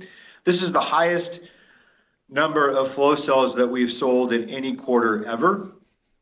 And now, please keep in mind that the flow cell is the unit consumable for one human genome. And so more flow cells that are being sold into the field leads to more utilization and more data to support the value proposition of optical genome mapping and increase awareness of its utility. So the 3,969 flow cells represents 122% growth over the same period, third quarter of 2020. Finally, in our services lab, we analyzed 309 samples during the quarter ending September 30th, 2021. And we can compare that to the same period a year ago, which was 84 samples. And so these numbers of samples that are coming in for analysis are often tied to projects that are happening in the field, either in connection with potentially a new Saphyr adoption, but certainly new customers coming to learn about optical genome mapping for the first time. So when we see growth in samples that are being analyzed, we know that that's going to turn into more awareness of optical genome mapping and its capability, and so that's an exciting leading indicator. Regarding innovation, we've continued to improve optical genome mapping with Saphyr, making it easier and faster and more cost-effective to operate. And so we hit a key goal for the quarter, which was to develop assays that could be used in prenatal applications that require isolation of ultra-high molecular weight DNA from amniocytes and CVS samples. These assays support both fresh cultures and cryopreserved cells. This expands the markets that we can serve for optical genome mapping. We updated our software, and we have incredible new capabilities that have been released recently that are going to expand capabilities of data analysis and data interpretation. And of course, we've added the biodiscovery and NX clinical and Nexus copy number capabilities to our offering. And our project to build a next generation Sapphire is also on track, and we anticipate completing the first prototype system for that platform by the end of this year. Regarding the proliferation of data that validate optical genome mapping and outline its incredible scope of utility, we announced the publication of the largest clinical research study to date which was published in the Journal of Molecular Diagnostics for a rare muscle disease, FSHD. In that study, 351 patients were analyzed, and we were very pleased to see the outcomes that the authors found.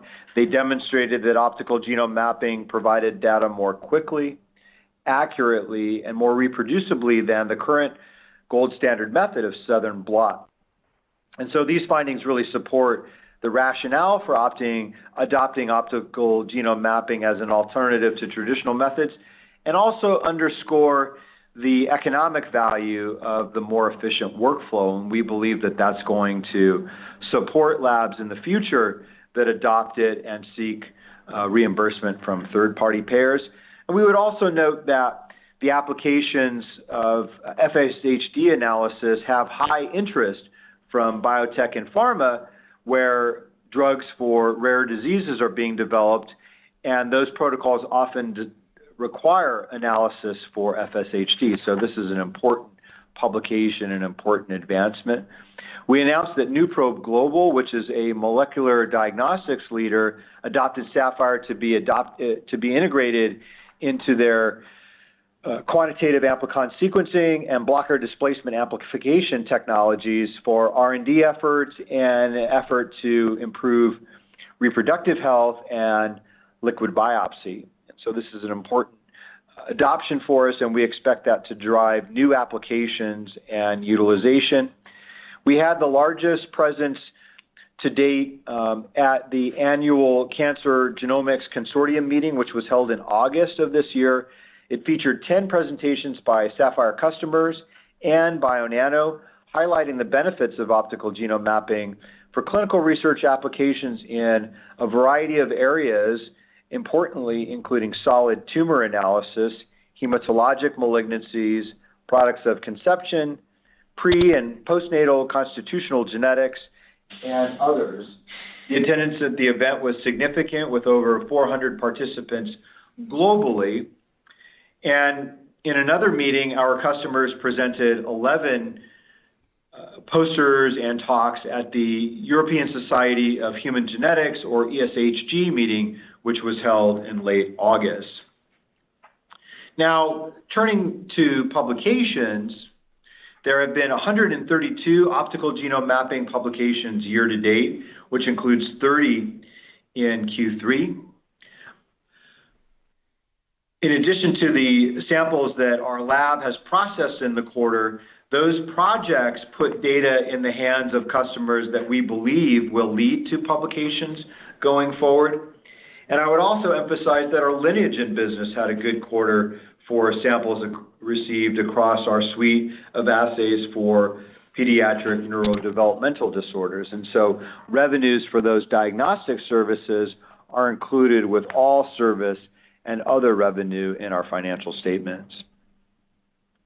So now I'd like to provide an update on the pivotal studies that are being led by Dr. Alka Chaubey, our Chief Medical Officer. Those studies are being conducted to demonstrate the utility of optical genome mapping as an alternative to traditional cytogenetic methods on a path to have them adopted as part of standard of care. So these studies span 4 major growth markets for us: pre- and postnatal genetic analysis, hematologic malignancies, including leukemias and lymphomas, and solid tumor analysis. Recruitment in these studies is going well. We have important key opinion leaders as principal investigators and study sites across each endpoint. For the postnatal study, which has been the one that was the first to receive IRB approval and underway the longest, we've reached a total of 500 out of 1,000 subjects enrolled, and we have completed analysis of over 100 samples. And in fact, at the recent meeting of the Society of Human Genetics, ASHG, the authors of that study presented a poster describing the performance across those initial 100 samples, and it was very impressive, including 100% concordance, and also identifying incrementally valuable information that can be leveraged to resolve otherwise unsolved cases. For prenatal, the IRB has been obtained, and site recruitment and training are in progress, and data generation will begin this quarter. For the hematologic malignancies programs, we are finalizing contracts with sites and expect IRB approval to begin by the end of the fourth quarter, and the studies to begin in the first quarter of 2022 and the fourth quarter of 2022, respectively.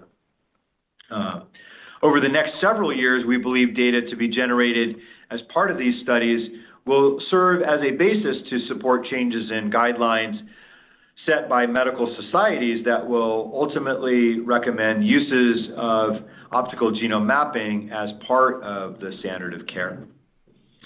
So with that update, I would like to turn the call over to Chris Stewart, who is the Chief Financial Officer, for an overview of our financials. Chris?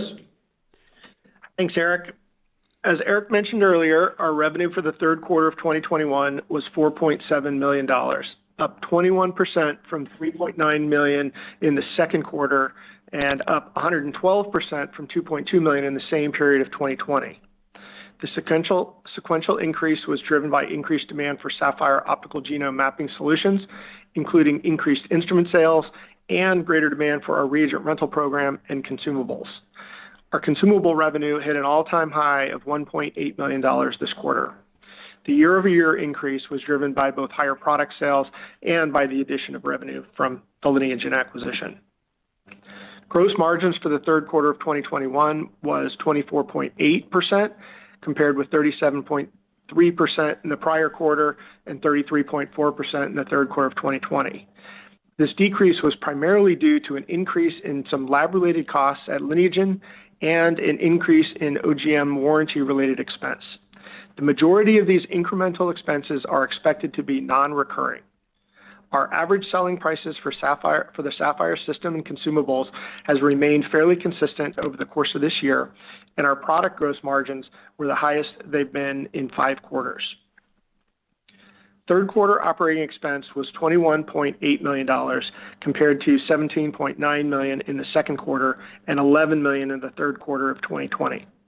The sequential increase was primarily due to a $1.8 million increase in headcount and related expenses and a $1.5 million increase in R&D related to supply chain development costs intended to lower future production costs and support higher volumes. We added a total of 37 new hires in the quarter across all parts of the company as we position ourselves to capitalize on the momentum we see in the market. Third quarter operating expense included $2.8 million of non-cash stock-based compensation expense.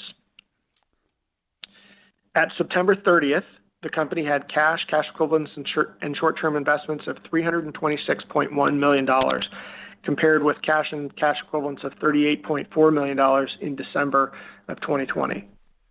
During the third quarter, we raised $13.3 million in cash, net of offering costs from our ATM facility, designed to partially fund the BioDiscovery acquisition.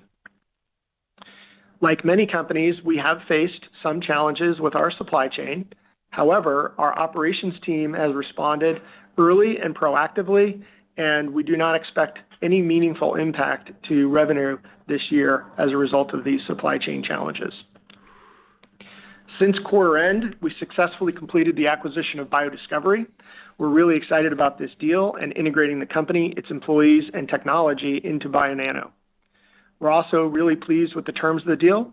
As previously disclosed, the transaction consideration was up to $100 million, consisting of approximately $50 million in cash and $40 million in shares of Bionano equity upfront, and a $10 million earnout cash contingent on achieving certain commercial milestones for their software development. Overall, I'm pleased with the progress of the last several months, and I'm really excited about the momentum we are carrying into the end of the year. With that, I will turn the call back to Eric to discuss our milestones before we take your questions. Eric? Great. Thank you, Chris. We are pleased to have hit a key goal for us in the third quarter, and I've mentioned this already, but I just want to reiterate that we released really important protocols for isolating ultra-high molecular weight DNA from samples that would be typically used for prenatal analysis, and that allows us to expand the menu of capabilities of the Saphyr system and in turn penetrate new markets that were otherwise not open to us before. We believe this achievement brings us one step closer to our broader mission of transforming the way the world sees the genome. And so with that, Michelle, we are ready to take questions. Thank you. Ladies and gentlemen, if you'd like to ask a question, please press star 1 on your telephone keypad. If you are using a speakerphone, please make sure your mute function is turned off to allow your signal to reach our equipment. Again, press star 1 to ask a question. Our first question comes from the line of Jeffrey Cohen with Ladenburg Thalmann. Please proceed with your question. Hi, this is actually Destiny on for Jeff. How's everyone doing? Hey, Destiny. Hi, Destiny. We're great. How are you? I'm doing well, thank you. I just wanted to circle back to Chris's commentary around the supply chain. Could you tell us a little bit more about that and what some of the efforts you're doing now in order to kind of prepare yourself going forward? What I would say is there are chips in our instruments that have been facing shortages like every other company. What our supply chain did is they went out and found alternative sources for those chips and built an inventory to protect us from the possibility of delays in future shipments. So again, I bring it up because everybody's asking about supply chain shortages. What I want to say is, we're just like everyone else. We're seeing them, but we've worked around them to ensure that they don't impact our ability to deliver Saphyr systems. I see. Okay, thank you for that clarity. And then turning to a different shortage, I see you've onboarded a ton of really excellent people into your commercial and marketing team. As you build out these teams, are you also recognizing some headwinds in regards to the labor shortages? Seems not. Well, yes. I mean, so the company's getting bigger. We've added incredible executive talent, which we summarized, and we put news out about that because we think it's so important to tell everybody about it. The hiring market overall is incredibly competitive, and so when we grow the team, we're out there competing with all sorts of other companies, and what we find is that people really recognize the differentiated story that we have here and the opportunity that's in front of us, and they're energized to join. And that's what's made it possible to get folks over from companies like Illumina and Dexcom and others, PerkinElmer and so forth. And so that's exciting for us, and it's definitely a challenge, but I think the validation that comes with those folks joining means that we have a competitive advantage in the hiring market. Got it. Okay, that's helpful. And if I could maybe just squeeze one more in here, could you talk to us a bit about any OUS efforts or strategies that you're considering at the moment? Well, we are active on a global basis, and our slides speak to the fact that we see demand really ramping and increasing across the board. Certainly in North America, we have great progress, and Europe has really been leading the penetration of optical genome mapping for applications in cytogenetic analysis, especially in consolidation of existing workflows. And so we're active there, but China had a very solid third quarter, and we had other notable adoptions, such as one in Australia.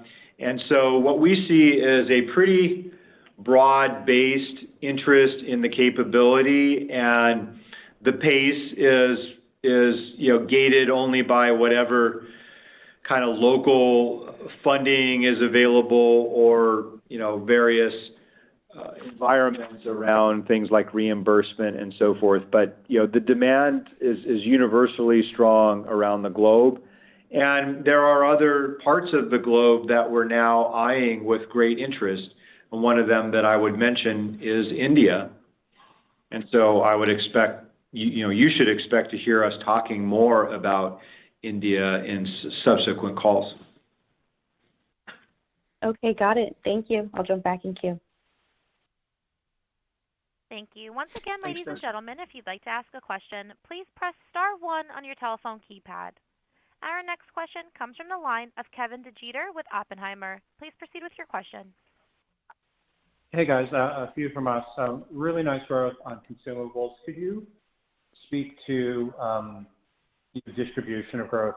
Are you seeing most of the consumable growth from the research and translational side of the business, or the more clinical side of the business? And I guess what I'm ultimately interested in is better understanding the behavior of some of your top customers, and kind of what type of consumable pull through kind of per install at a good customer or a highly mature customer looks like these days, and kind of is that evolving over time?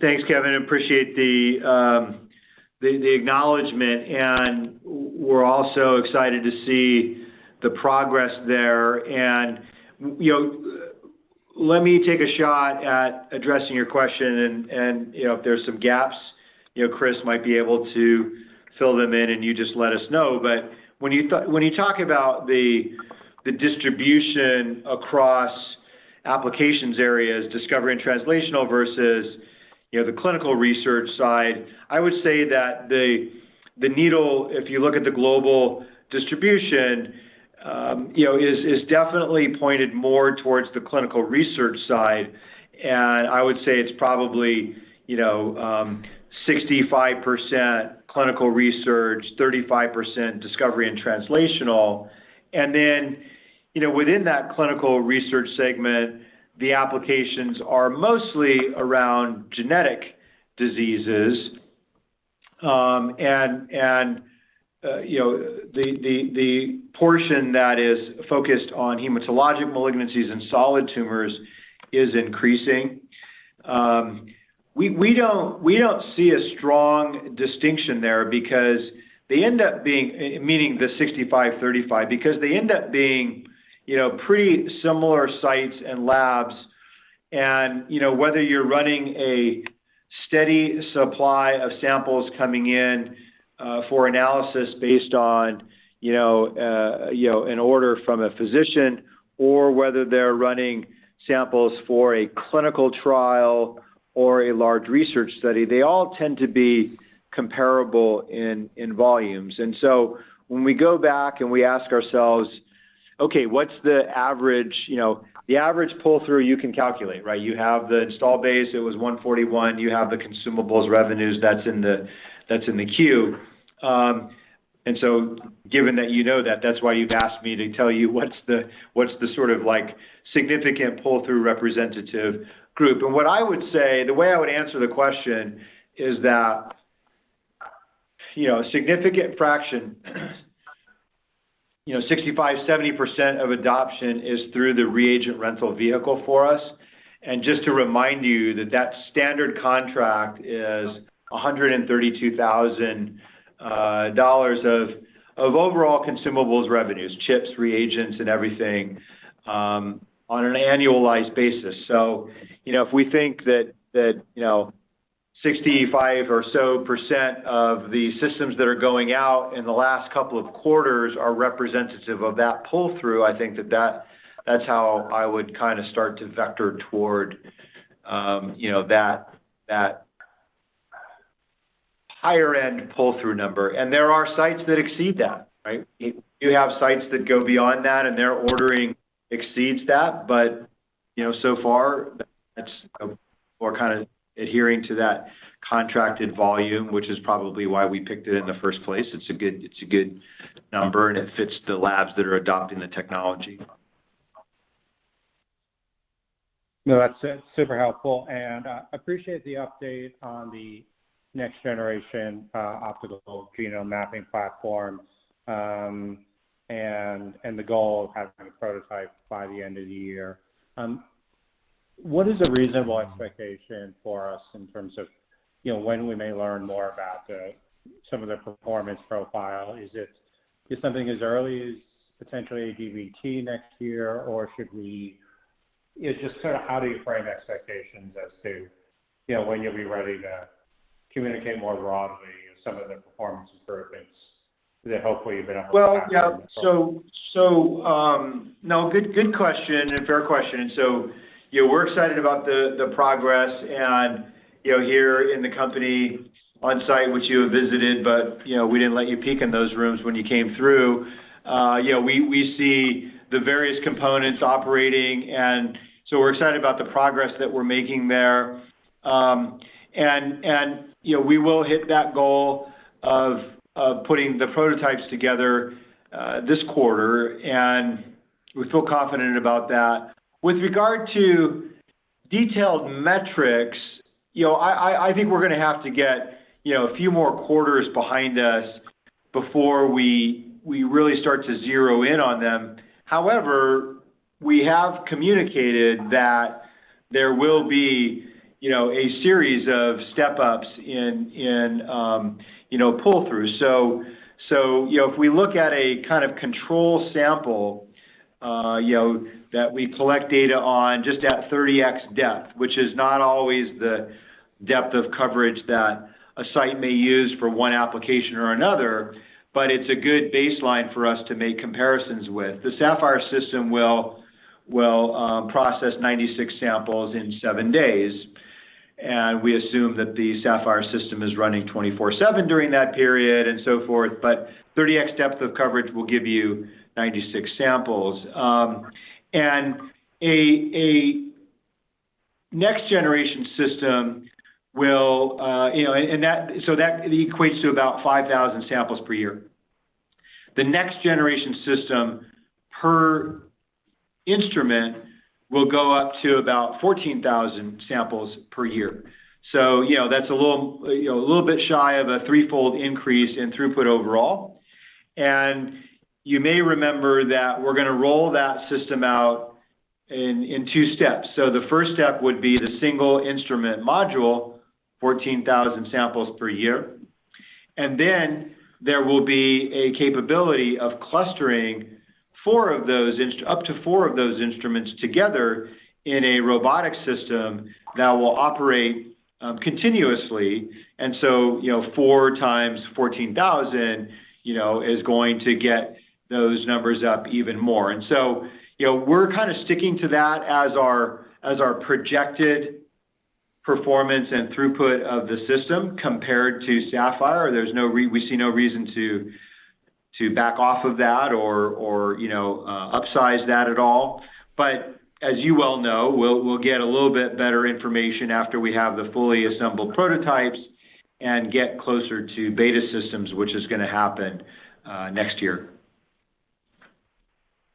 And then just lastly from us, with regard to placements, I guess, the guidance is still more than 150, at year end, you were at 141 at the end of September, plus some that apparently have shipped that aren't installed. I mean, I guess really sort of two questions. How do we think about, that kind of more than 150 as a guidance number? And then, maybe on a little bit more granularity, what are you seeing in terms of the current quarter?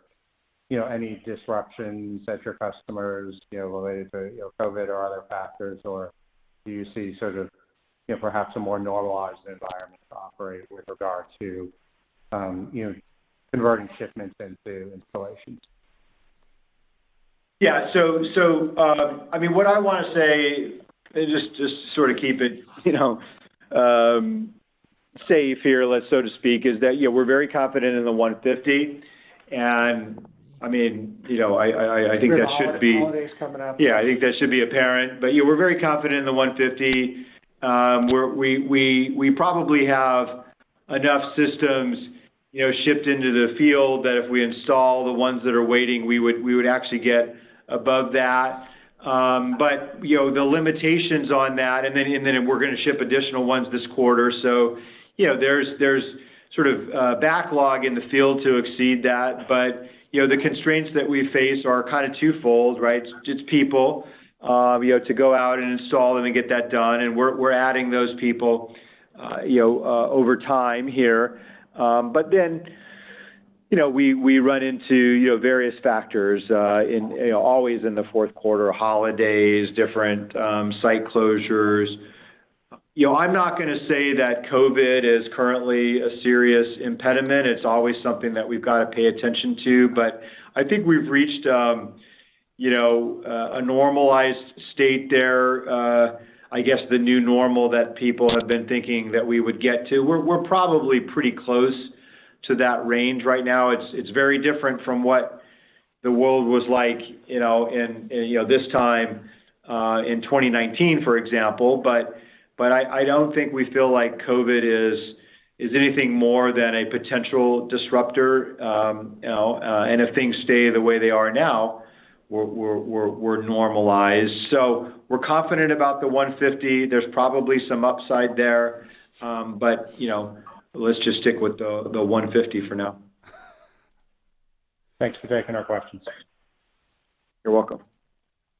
Thanks, Kevin. We have reached the end of our question and answer session. I'd like to turn the call back over to Mr. Holmlin for any closing remarks. Great. Thank you. So I just want to thank everybody for joining and following along. And we certainly look forward to our fourth quarter call. And that will give us a chance to update you on the progress we continue to make in these key strategic pillars, which are to grow the install base and expand the utility of optical genome mapping while we drive the validation of its utility and value in all of the variety of markets where optical genome mapping is seeing uptake. And with that, I will close the call and say thank you very much. Thank you. This concludes today's teleconference. You may disconnect your lines at this time. Thank you for your participation and have a wonderful day. All right.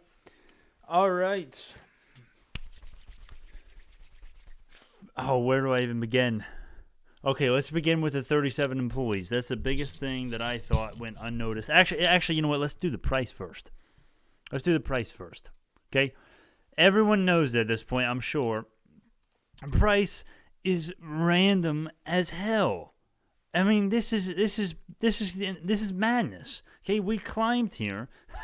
All right, now when the call first started, I kind of made sense why it was going up a little bit. Okay, excitement. Eric sounded a little bit more energized than he usually did, to me at least.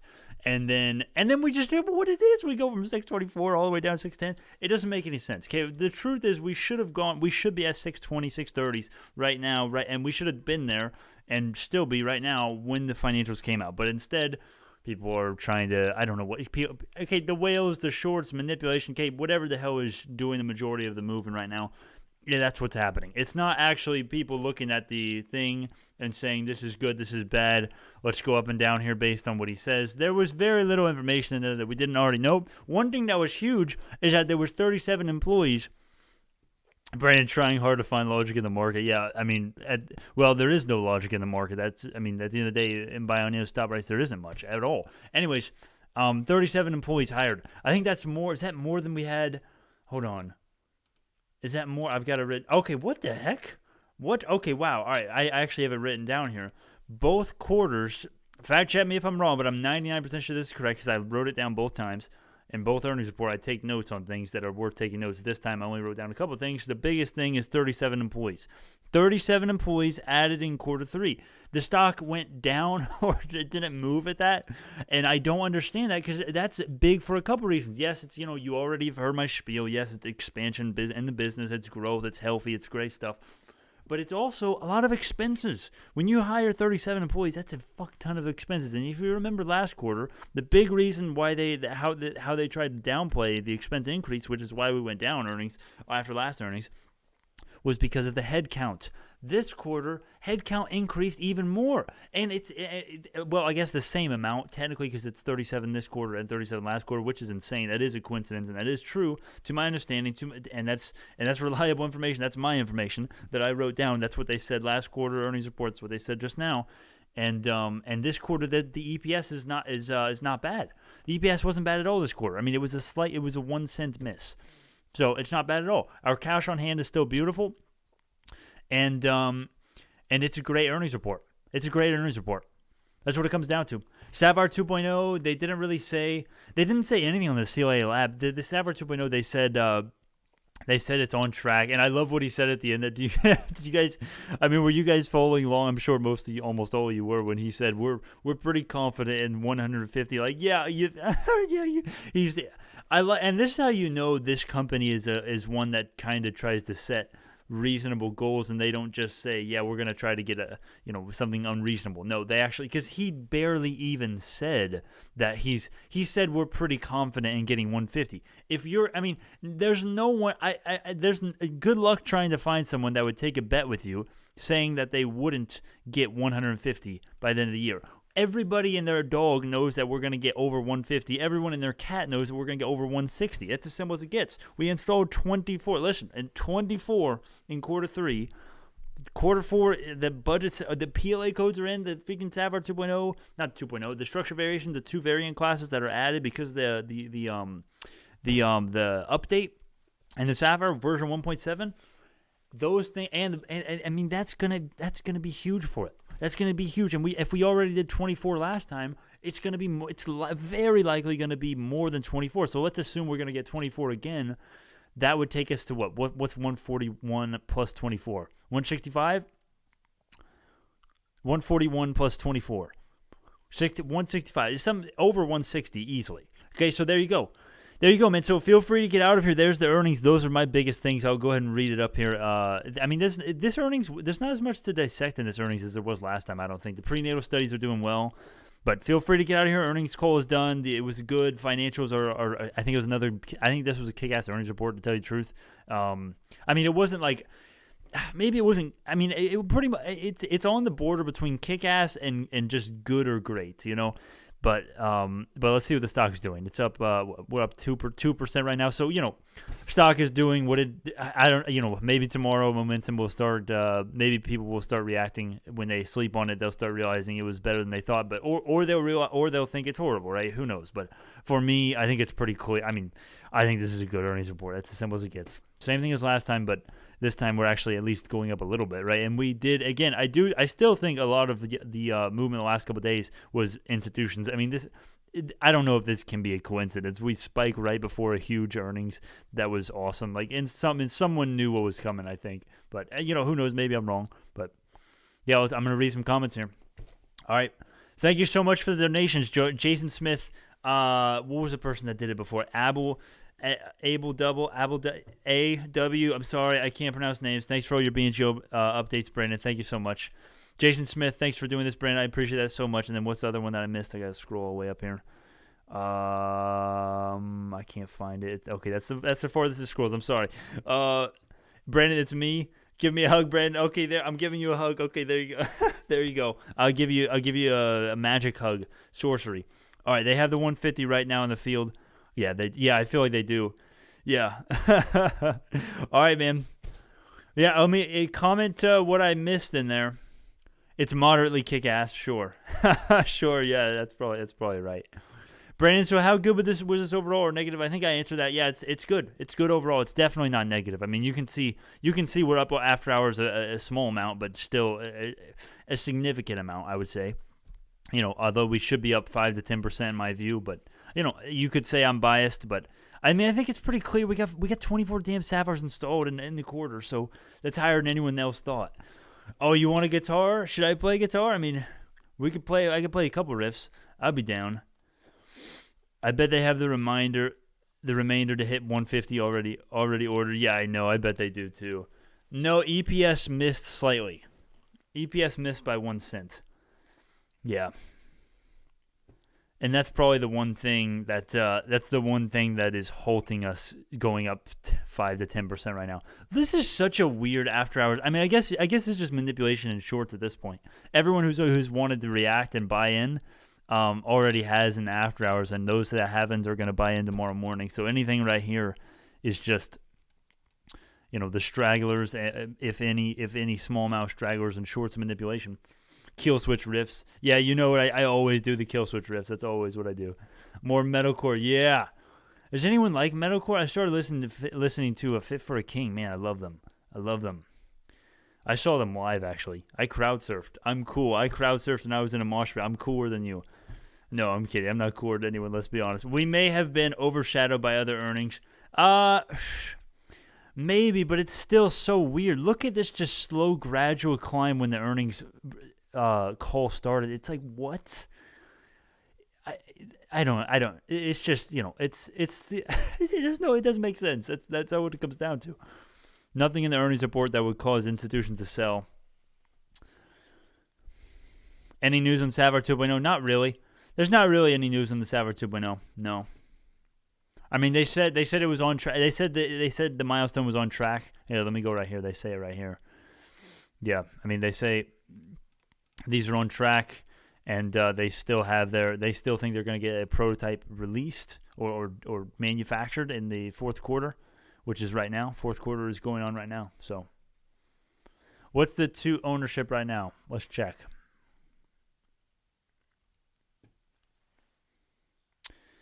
%, 83%. I thought we were lower than that.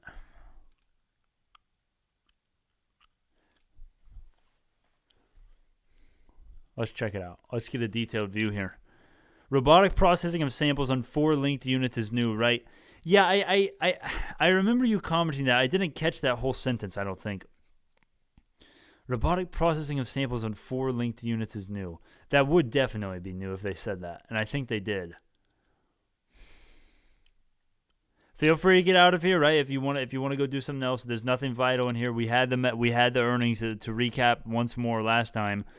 4.7 million, very big beat on the revenue, and then very slight miss on the EPS.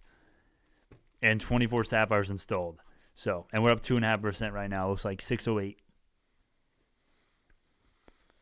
I'm just glad we are not down after hours. Some were down even though they beat the EPS. Man. Well, most of them didn't get a huge revenue beat though, did they? Or maybe they did, I guess. The drop must be people who bought at 6, saw it go down, and sell when it went back up. Paper hands. Yeah, paper hands.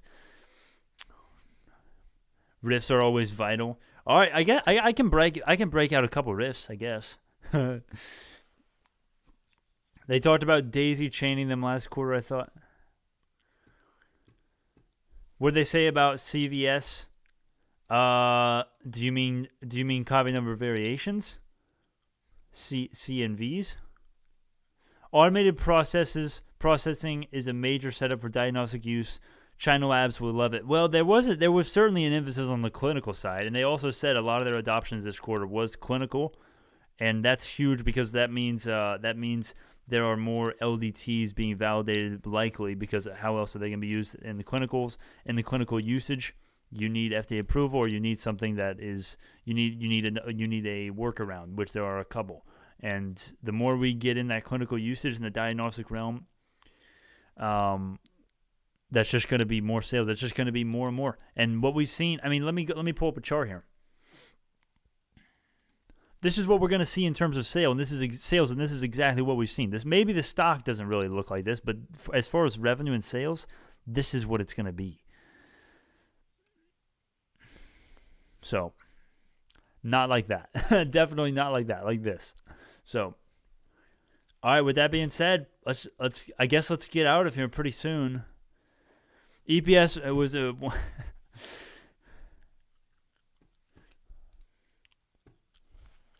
Seven institutions are short.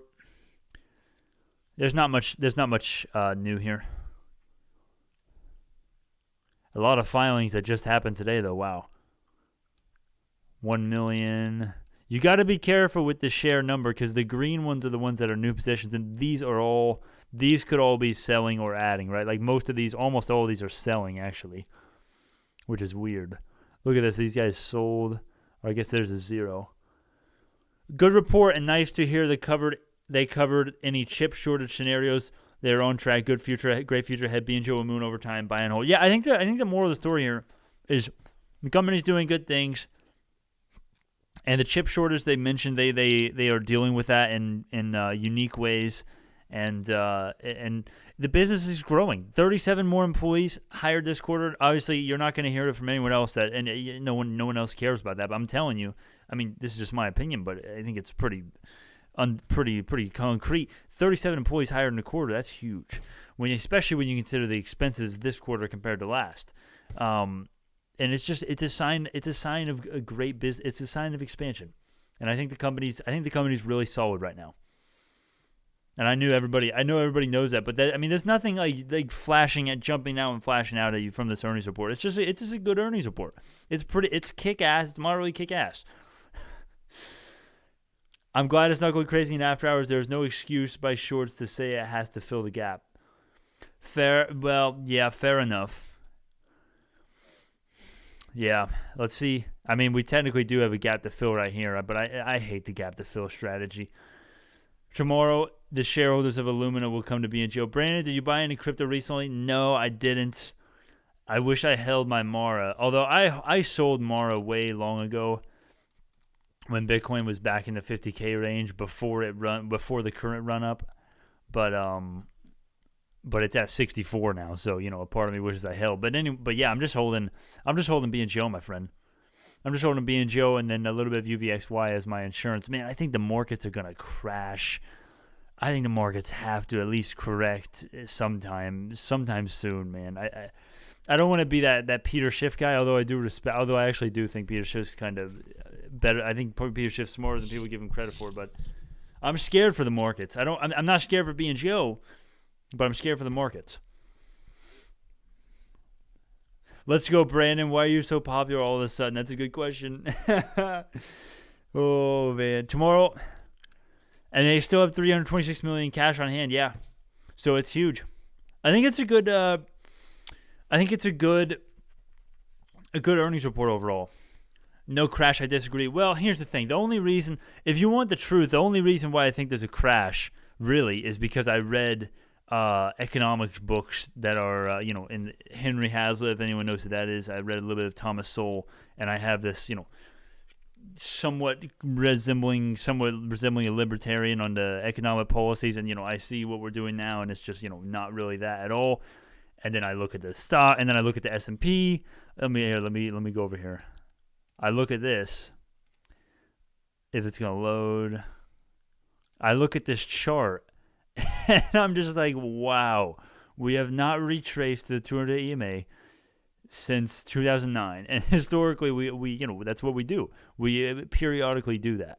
And now look how far away we are from that. So markets can go up to freaking infinity, but, I'm just telling you. I'm just telling you what I think. You make your own damn opinion. Maybe a slight correction. Yeah, I don't know if it'll be a crash. I mean, definitely a correction at least, I believe. But Economics in One Lesson by Henry Hazlitt is amazing. I know that's my book right there, man. That's my Bible right there. Yeah. I like the Austrian school. I get confused on the Austrian schools and the and all the different places, all the different schools. I whatever. Let's not get it. If you're constantly saying the market will crash, eventually you'll be right and get to sell a book. Well, you can kind of make that argument about anyone who's bearish on the markets for more than one time, though. Again, so I don't know. I hear you, but Peter Schiff has some good points, I think. That's just me. Up 2% after hours. All right, let's call it. Let's get out of here. I'm boring people at this point. Feel free to get the hell out of here, by the way, for the 5th time. So, yeah, thank you so much. It was a great earnings report. We could do the guitar. We could do a couple quick riffs, but I want the people who have lives to get out of here, so I don't have to waste their time, as well as the unfortunate souls who are gonna stay. So yeah, thank y'all so much. Yeah, it was a great time. Yeah, we're only up 2%, but it was still a good earnings. Come on, it was still good. So we all sleep tonight, feeling better about BioNano long term. And even short term, really. I mean, we should be up 5 to 10% right now, to tell you the truth. That's my opinion. That's what I think.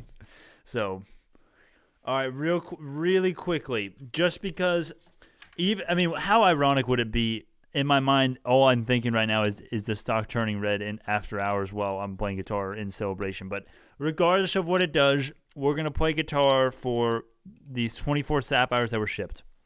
That's what we're going to do. I'm going to leave it up right here. And, all right, here we go. Here, how do we want to set this up? Let me move this up a little higher. Feel free to get, all right, let me change the stream name, change everything real quick.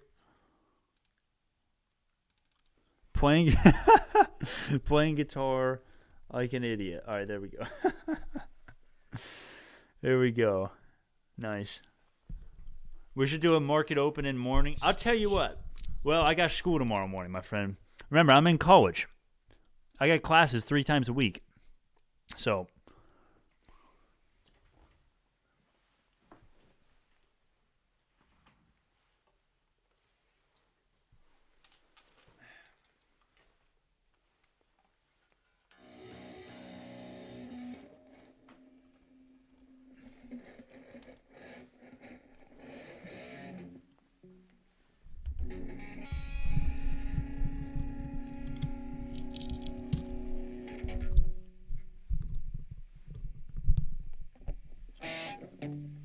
all right. Let me know if that audio is all right.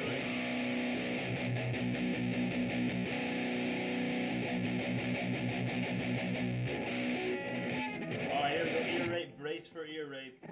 5, 4, 3, 2, 1.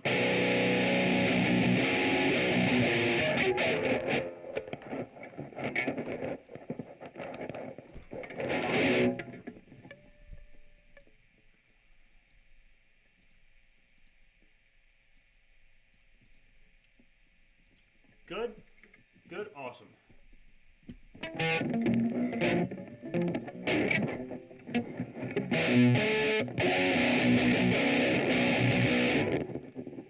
All right, here we go. Power displays range.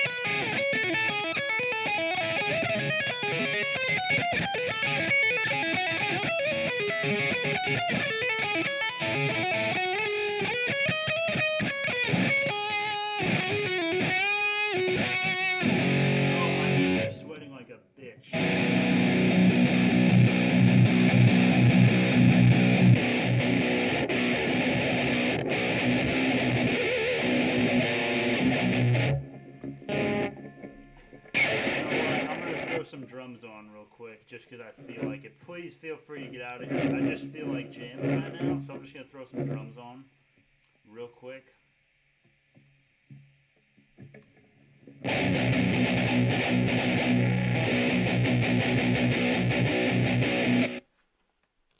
Quick ad.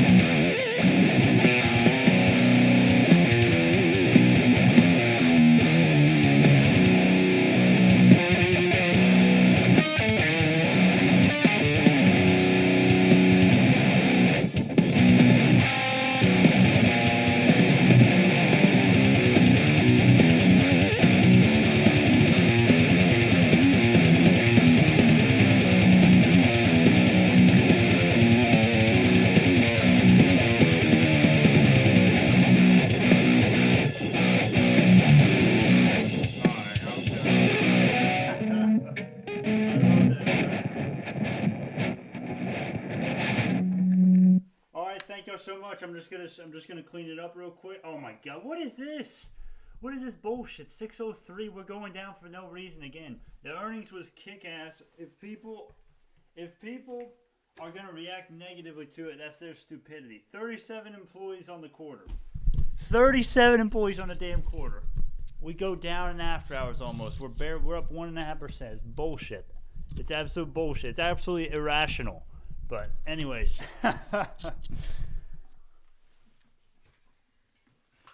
Still a good earnings report nonetheless.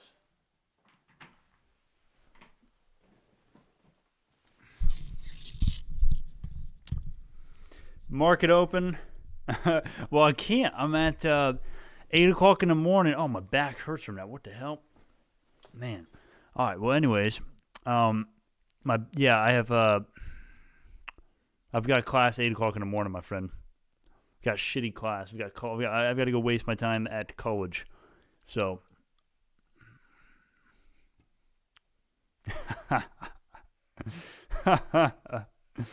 oh man, hold on, I gotta read these comments. You guys are too hilarious every time.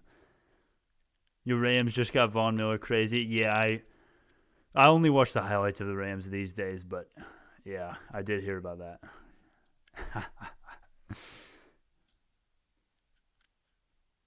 I'll tell you what, I have to admit, the thought has crossed my mind of, somehow pulling off a stream in class, and when I thought about the logistics of that, pretty much impossible.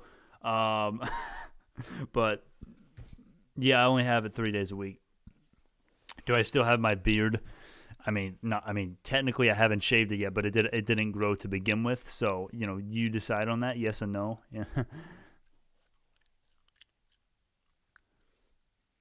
So, yeah. Yeah, man. Came for the metal, stay for BNGO. Awesome. All right, thank you. I won't waste any more of your time. I got to stop wasting all of your guys' time. Thank you so much. Here's the portfolio. Still holding 2,400 shares. Bought 13 shares today. I'm still bullish. And as I say that, we're still at $6. We're dropping to $6 a share now, because no fucking reason. That's why. Actually, because of irrationality. That's fucking why. And yeah, man. Thank y'all so much. Feel free to check out Newsweek. He's in the description. That's our sponsor of the channel. So it's a great earnings report. Hopefully tomorrow we actually move like we should, and like our earnings should. Hopefully our earnings report dictates where we go, where we go from here. So, all right, man. I'll see y'all. Thank y'all so much. I will see y'all in the next one.